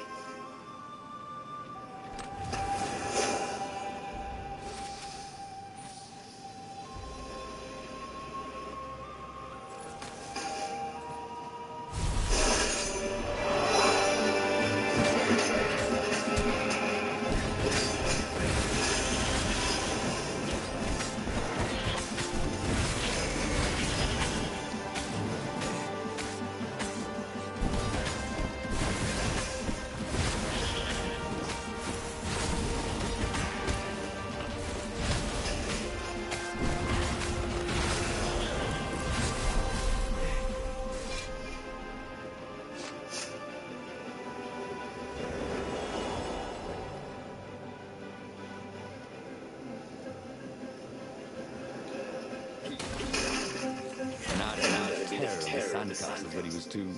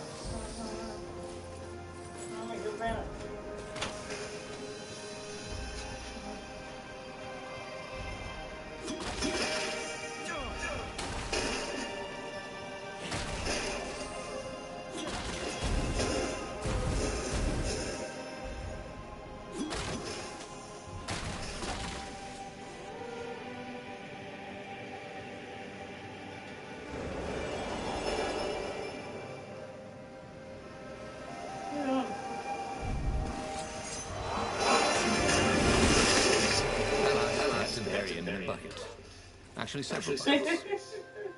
Well, several buckets. Several buckets.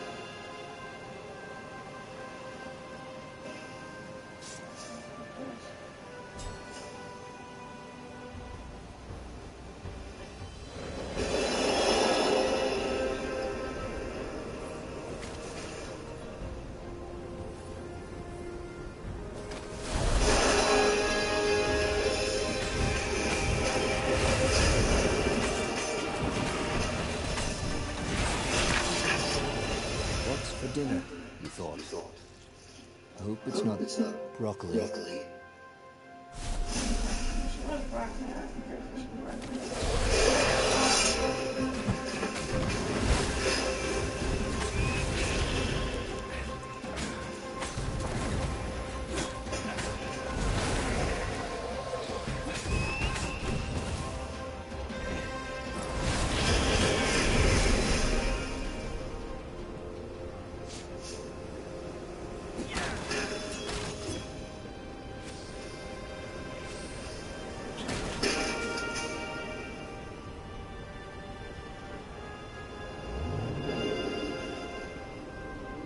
Don't look down, he told himself. Don't look down. Wait a minute.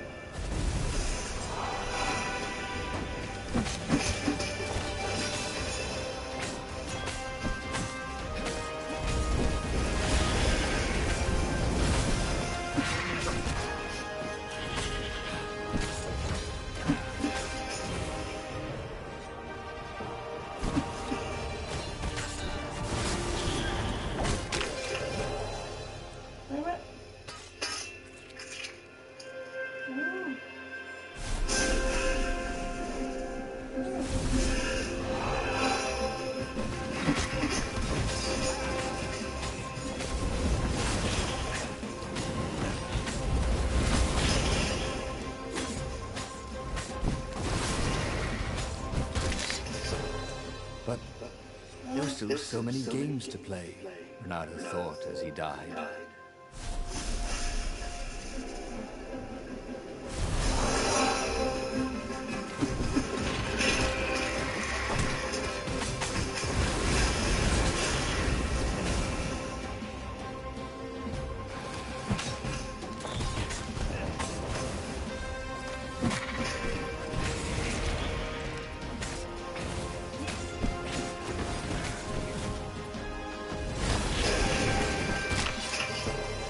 So this is what it was like to die. Not nearly as much fun as they said.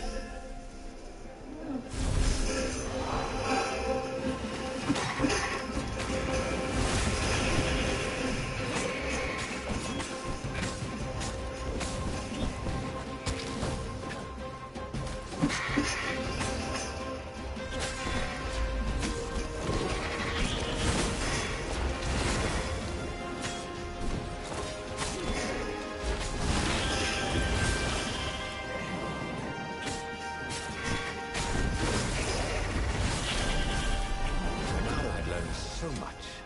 It was time to turn it into something he could use.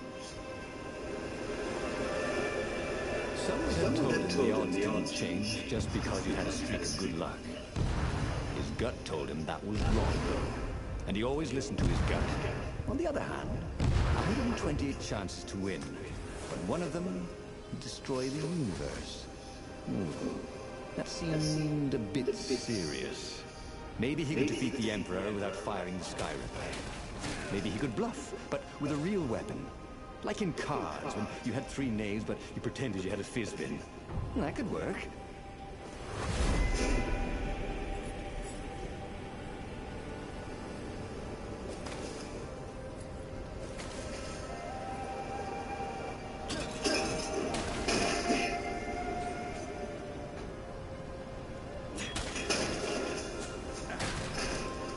It helps. Look at my energy.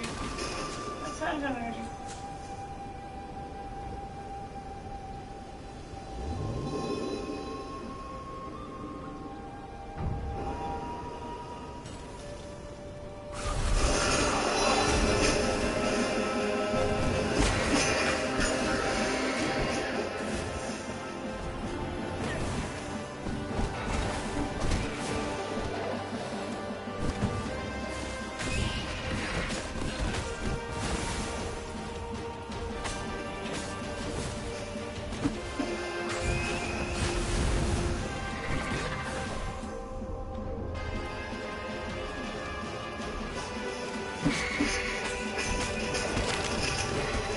I can't be dying, he thought. I'm the hero.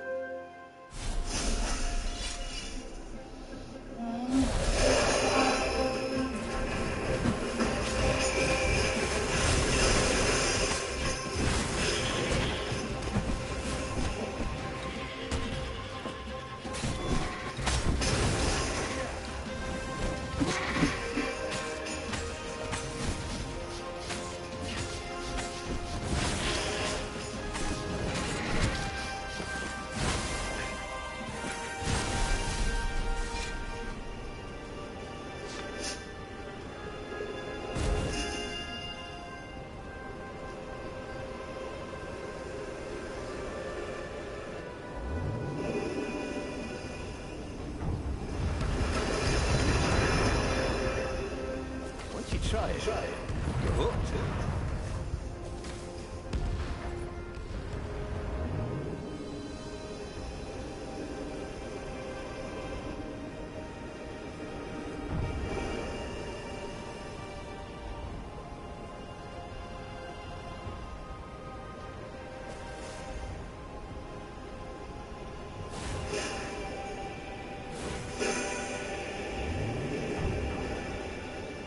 There was an inscription on the platform. Balalaikalis, with an address.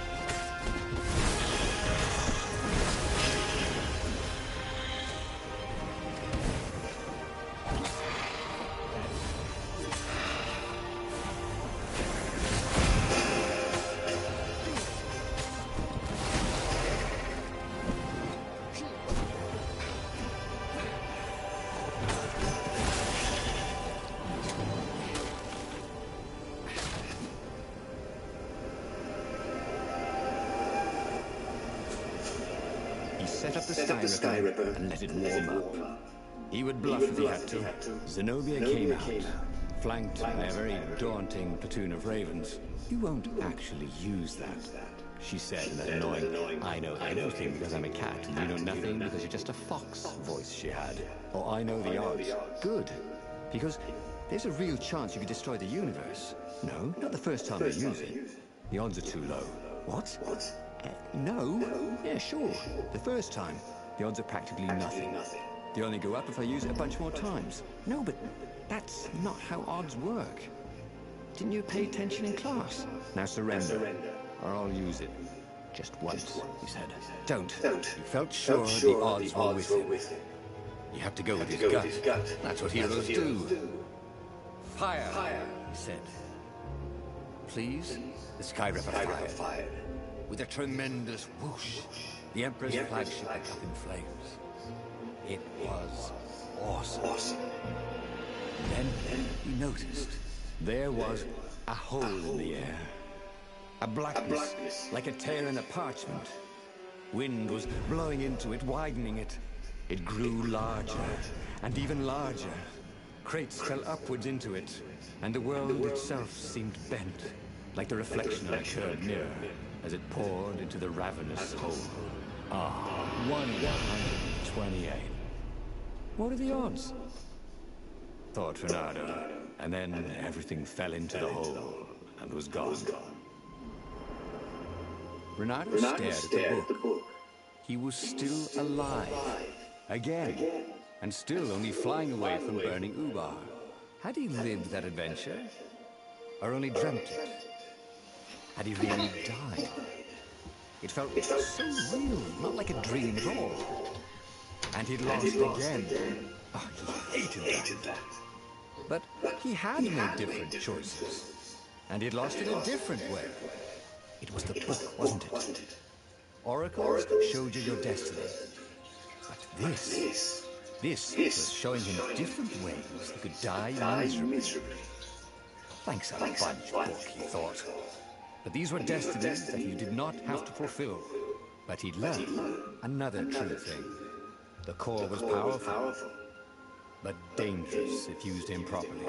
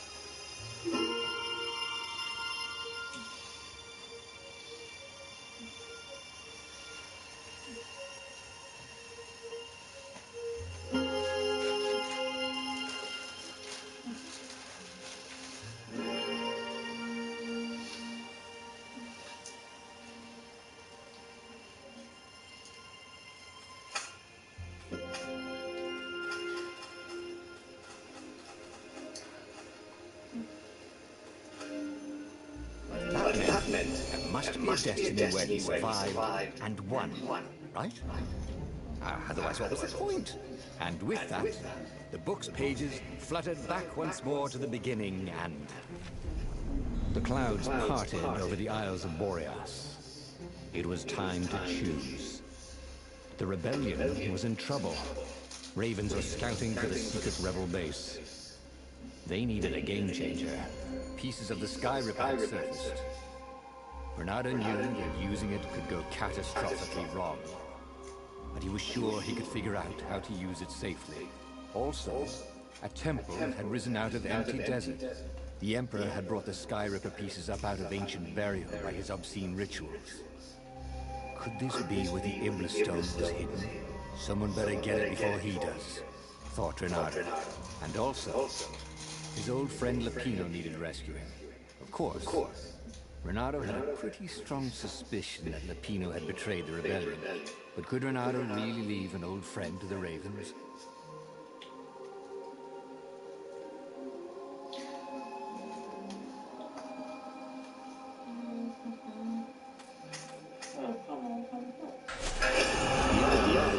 Windswept Desert. No one went there except ostriches and ostrich hunters. The Iblis Stone. It sounded ominous. It sounded powerful. If the Emperor was searching for it, it must be dangerous. And so, Bernardo went ostrich hunting.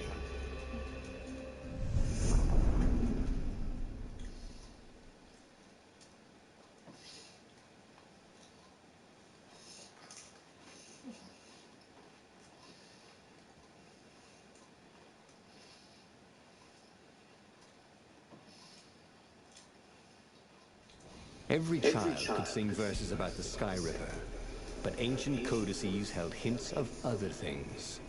A stone that ate souls, a ruby that drank blood, a jewel only a righteous man could give away. Were all these things the Iblis Stone? Long hidden in a buried temple, another ancient item that was only resurfacing now, drawn up from the deeps by the Emperor's horrific rituals.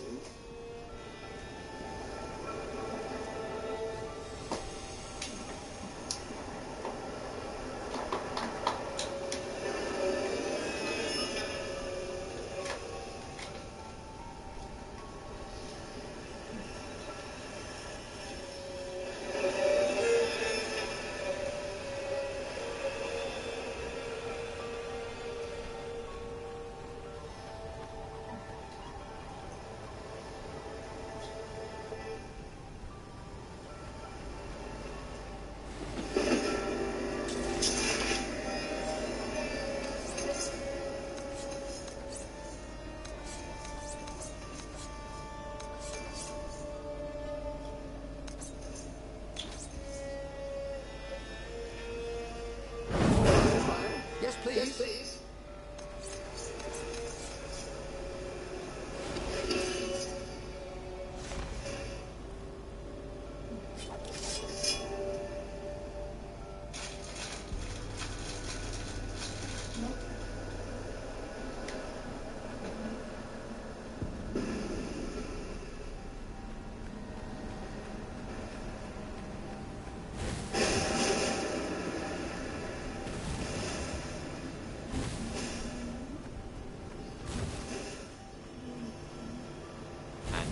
This is why he's called Dashing. Renato thought.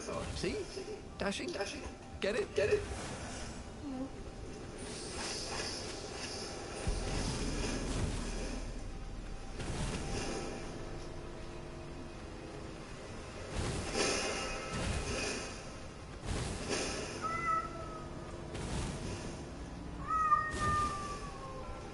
What's wrong again? Hey, make a lot of noise.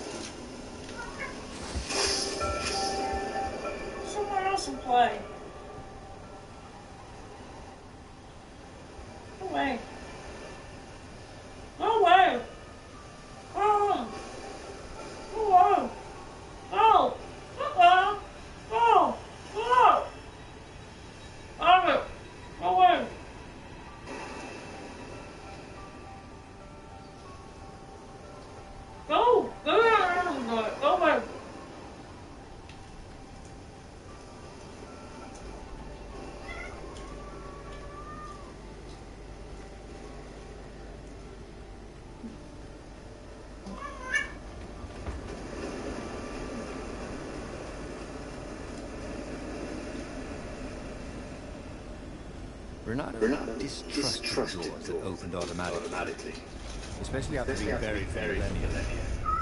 Was this some sort of trap? Get out! Get out!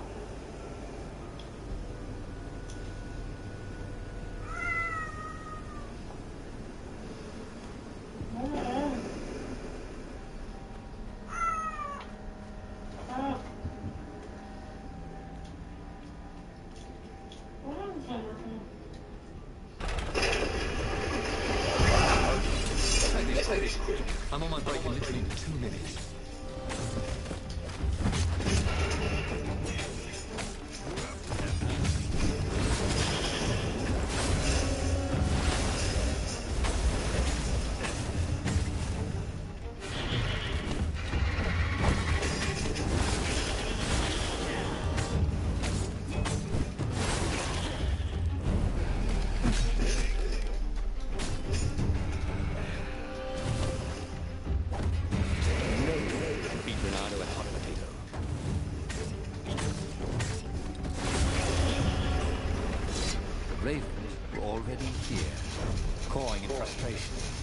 Still searching for a way in.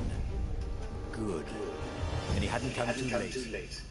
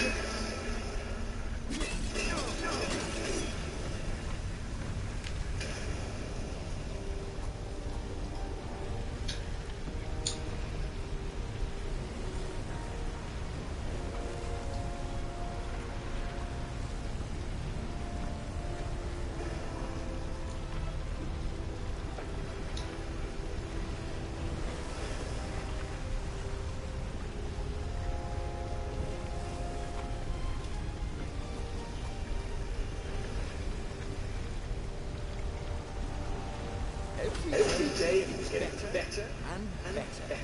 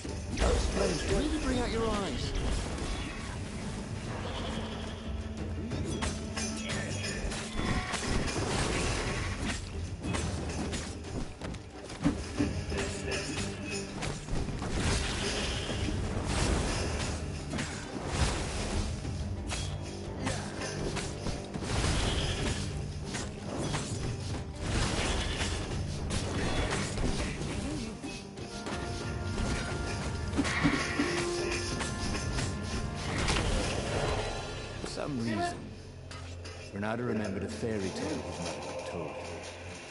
About a land where only the apes talk. Animals went around with cries. Whoa, what is that? Sushi? Oh, it's crab dip. I see. That's some pretty nice crab dip. Oh, you die, you don't know.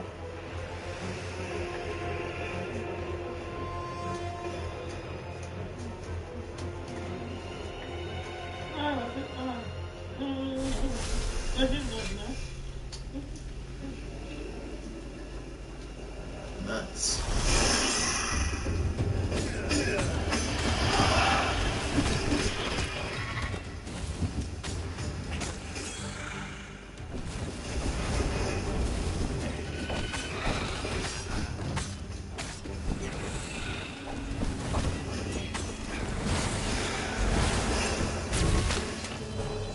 She'd have died a pirate, he thought.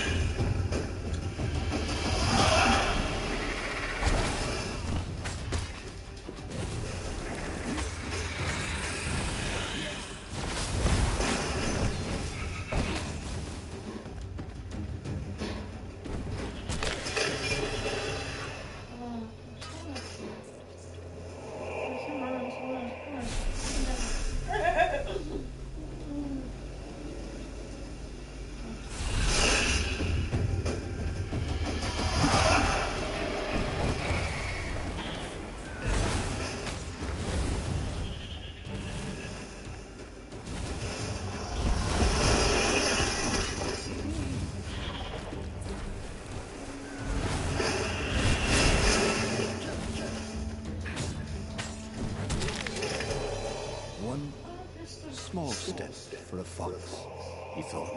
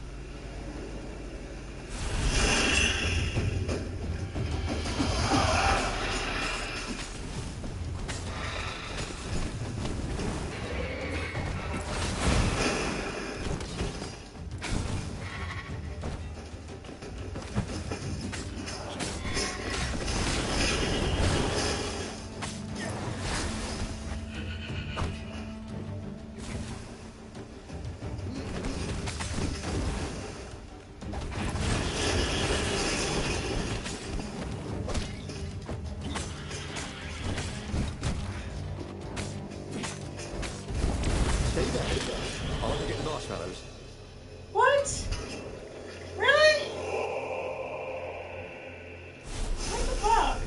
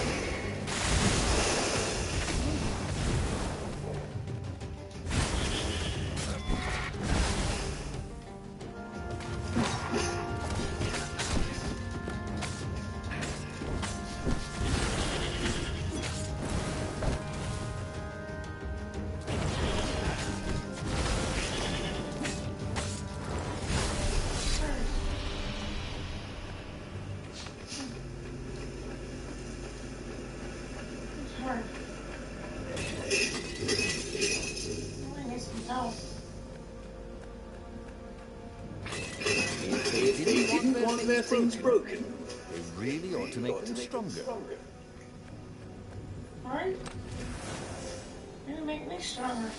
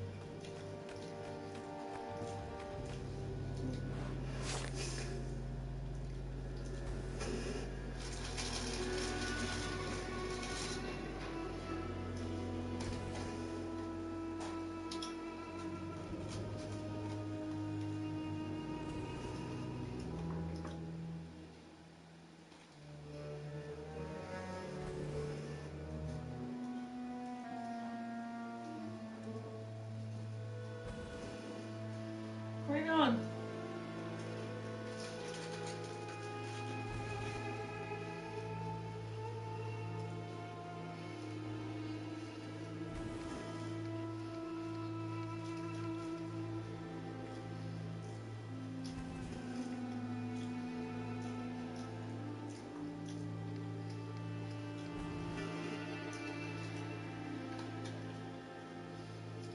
Ryan, what are you doing out there? What? Oh, for a while.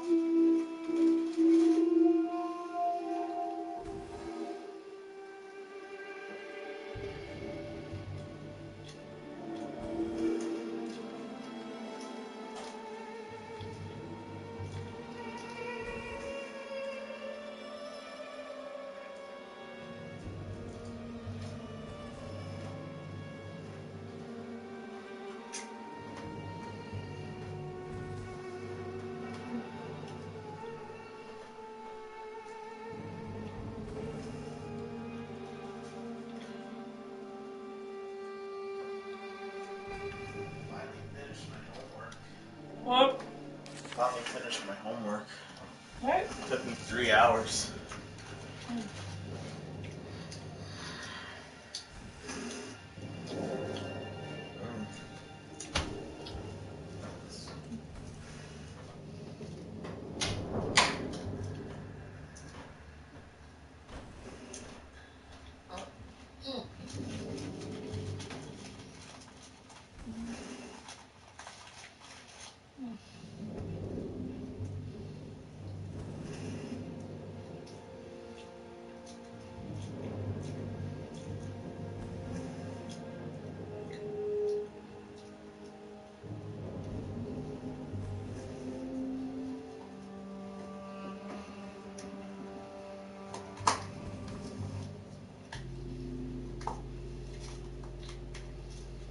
I'll put this back on me, you know.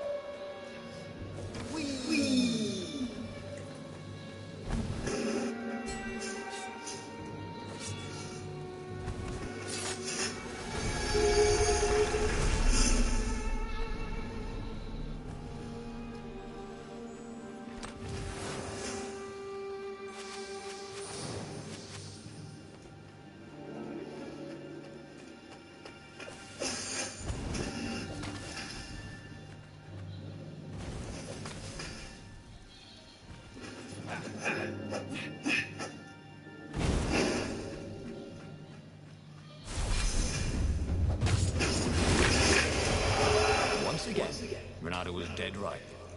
Really? Or actually just dead.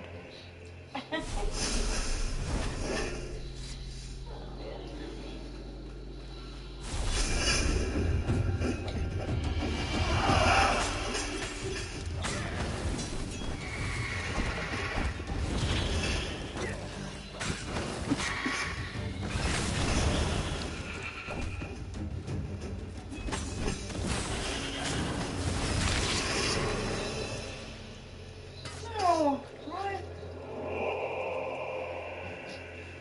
Damn it. Oh, no.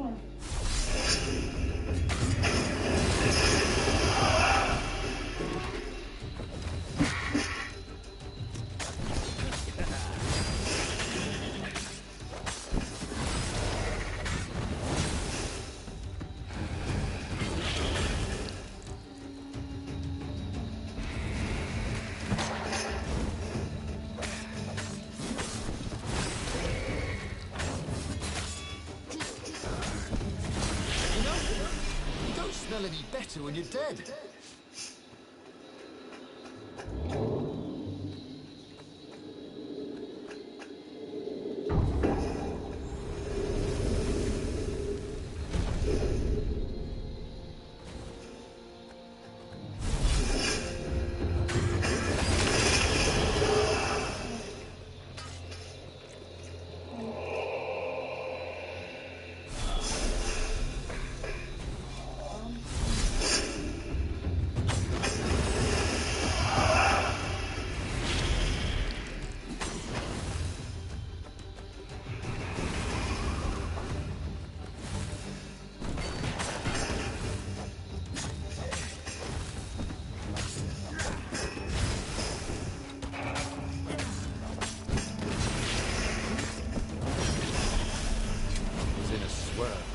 Newly remembered knowledge.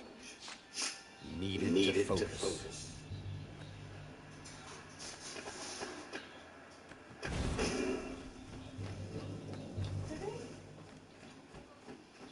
Hey, what are you doing?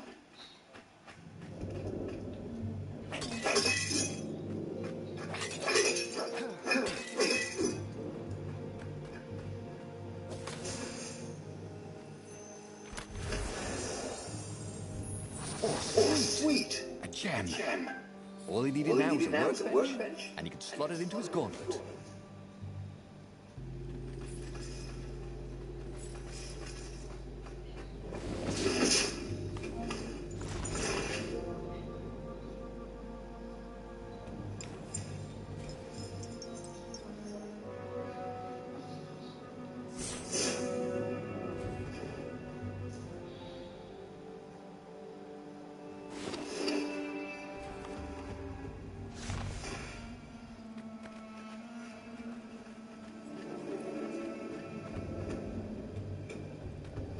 How could a temple to Iblis even exist?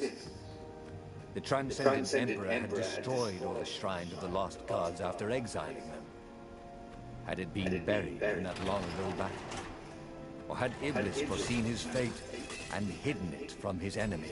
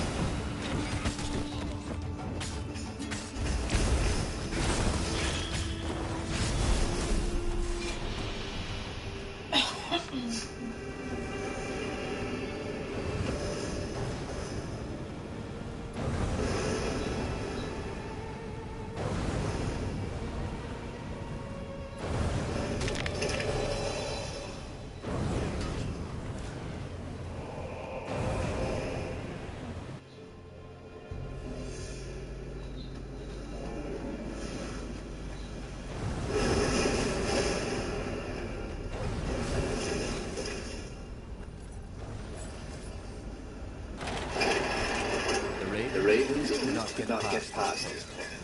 Obviously, the temple builders knew how to deal with tomb raiders.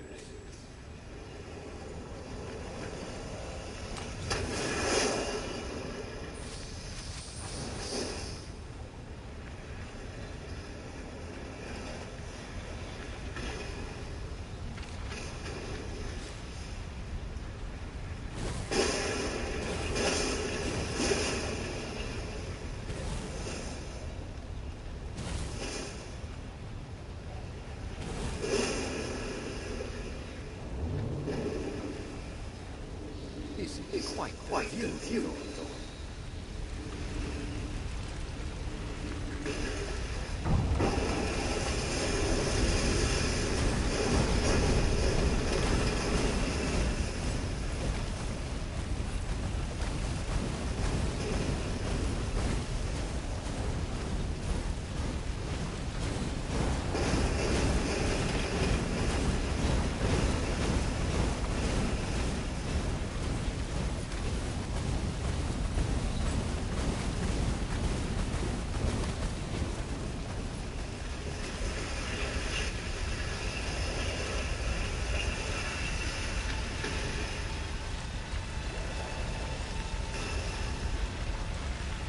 It was a stone of the purest blackness. It reflected no light, like a void made solid. Nervous, he picked it up.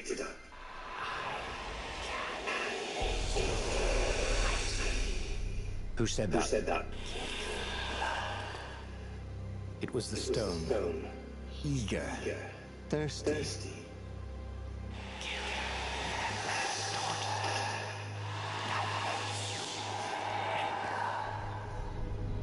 That seemed tempting and terribly wrong. Zenobia was the Emperor's greatest general and a potent witch. But they had been close once, and Renard wasn't sure he really wanted to be Emperor. Why not capture the core of Sky Ripper instead? It was the eye of a lost god, torn out by the Transcendent Emperor to power his greatest weapon. "What's the core?" said the stone anxiously.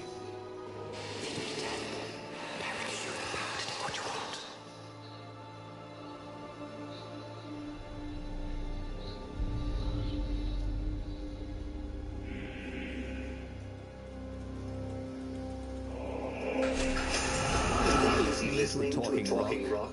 Ah, but the rock had a point. If the stone could truly turn him into a powerful warrior, he could defeat the Emperor with the very weapon the wicked old Toad had sought for himself.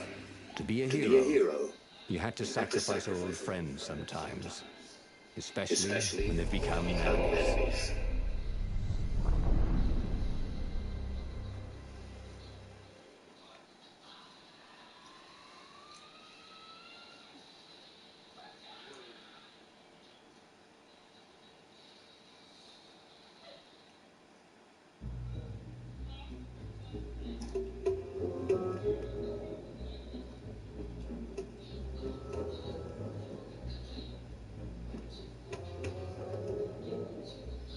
As he placed the impossibly black crystal in his gauntlet, Renata had a sudden vision.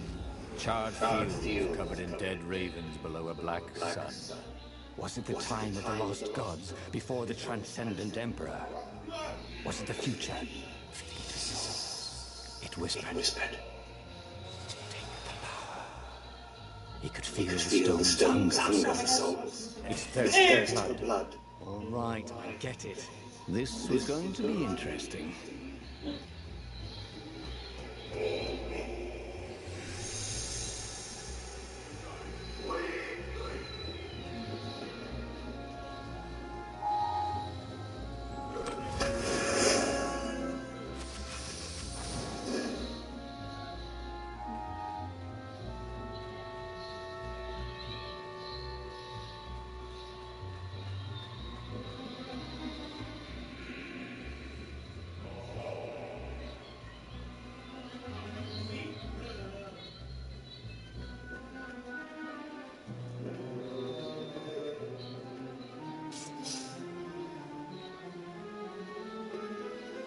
Renato, smart.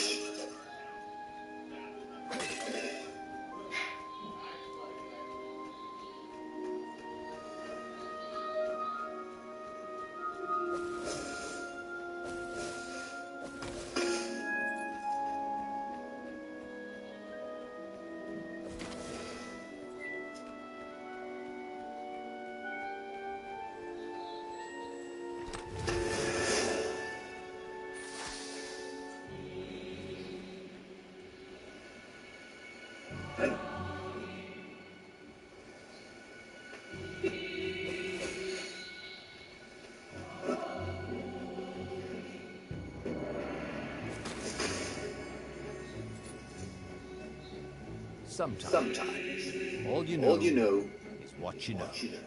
You know?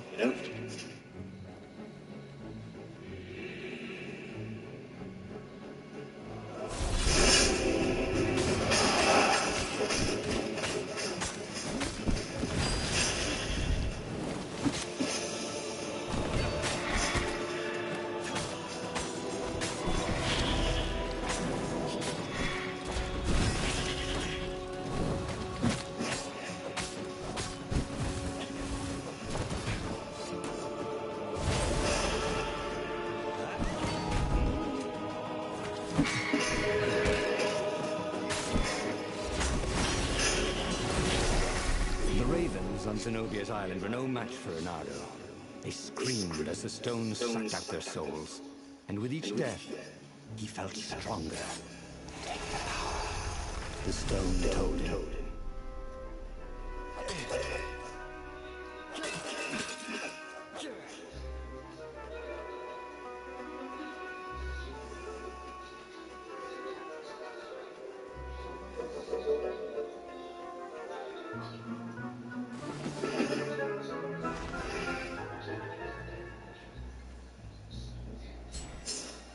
Firewalls only let you through if they think you're hot enough.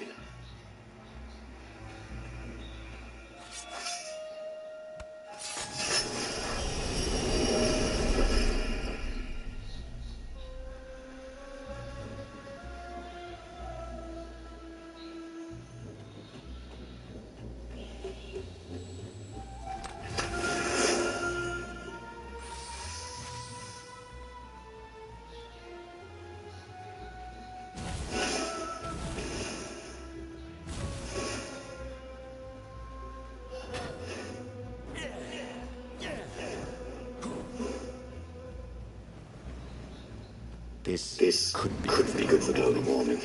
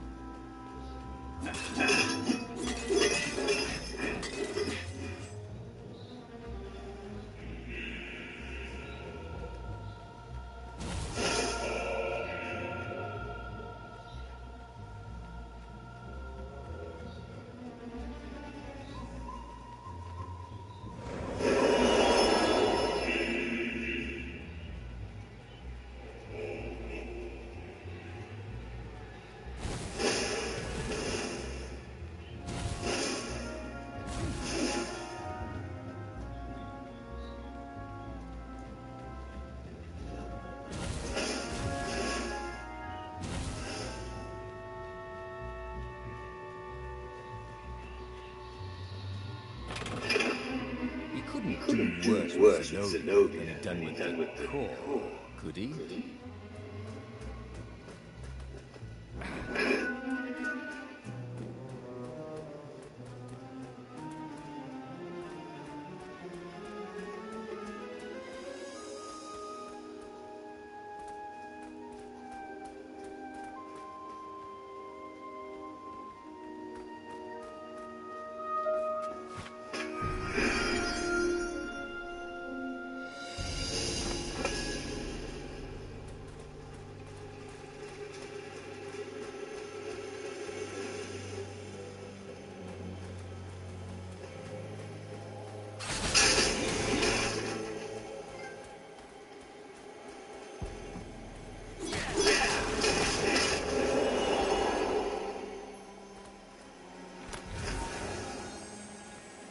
This stone was incredibly valuable. Renato could sense it. Also, it still had its price tag.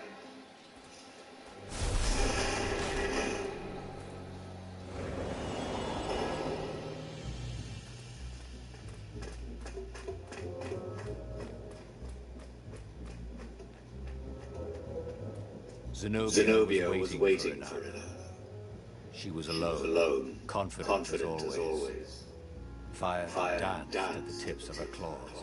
Are you here to surrender? She seemed as cocksure as he felt. But she didn't know he had the stone. And I've missed you too, love.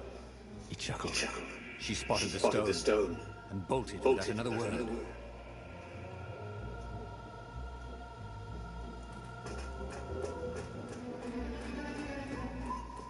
Hey, your workbench. He could try out his new blade.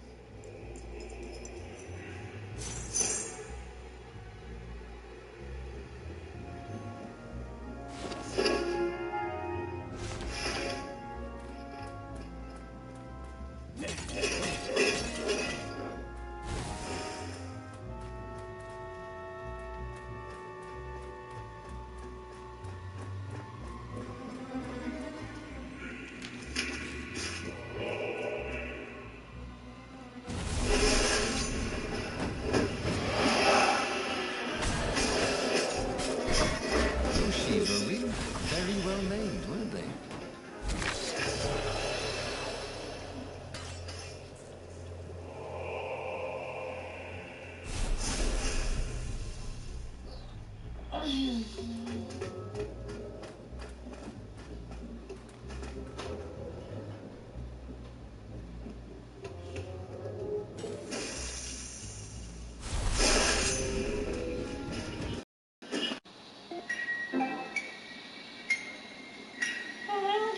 Broke. The hell? The hell just happened?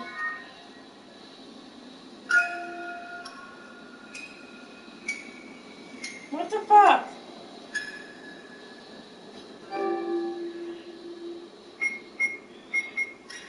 My game just broke.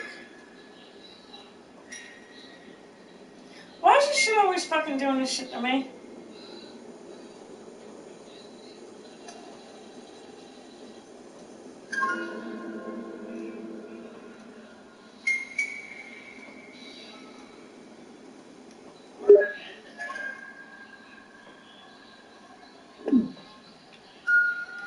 What the fuck?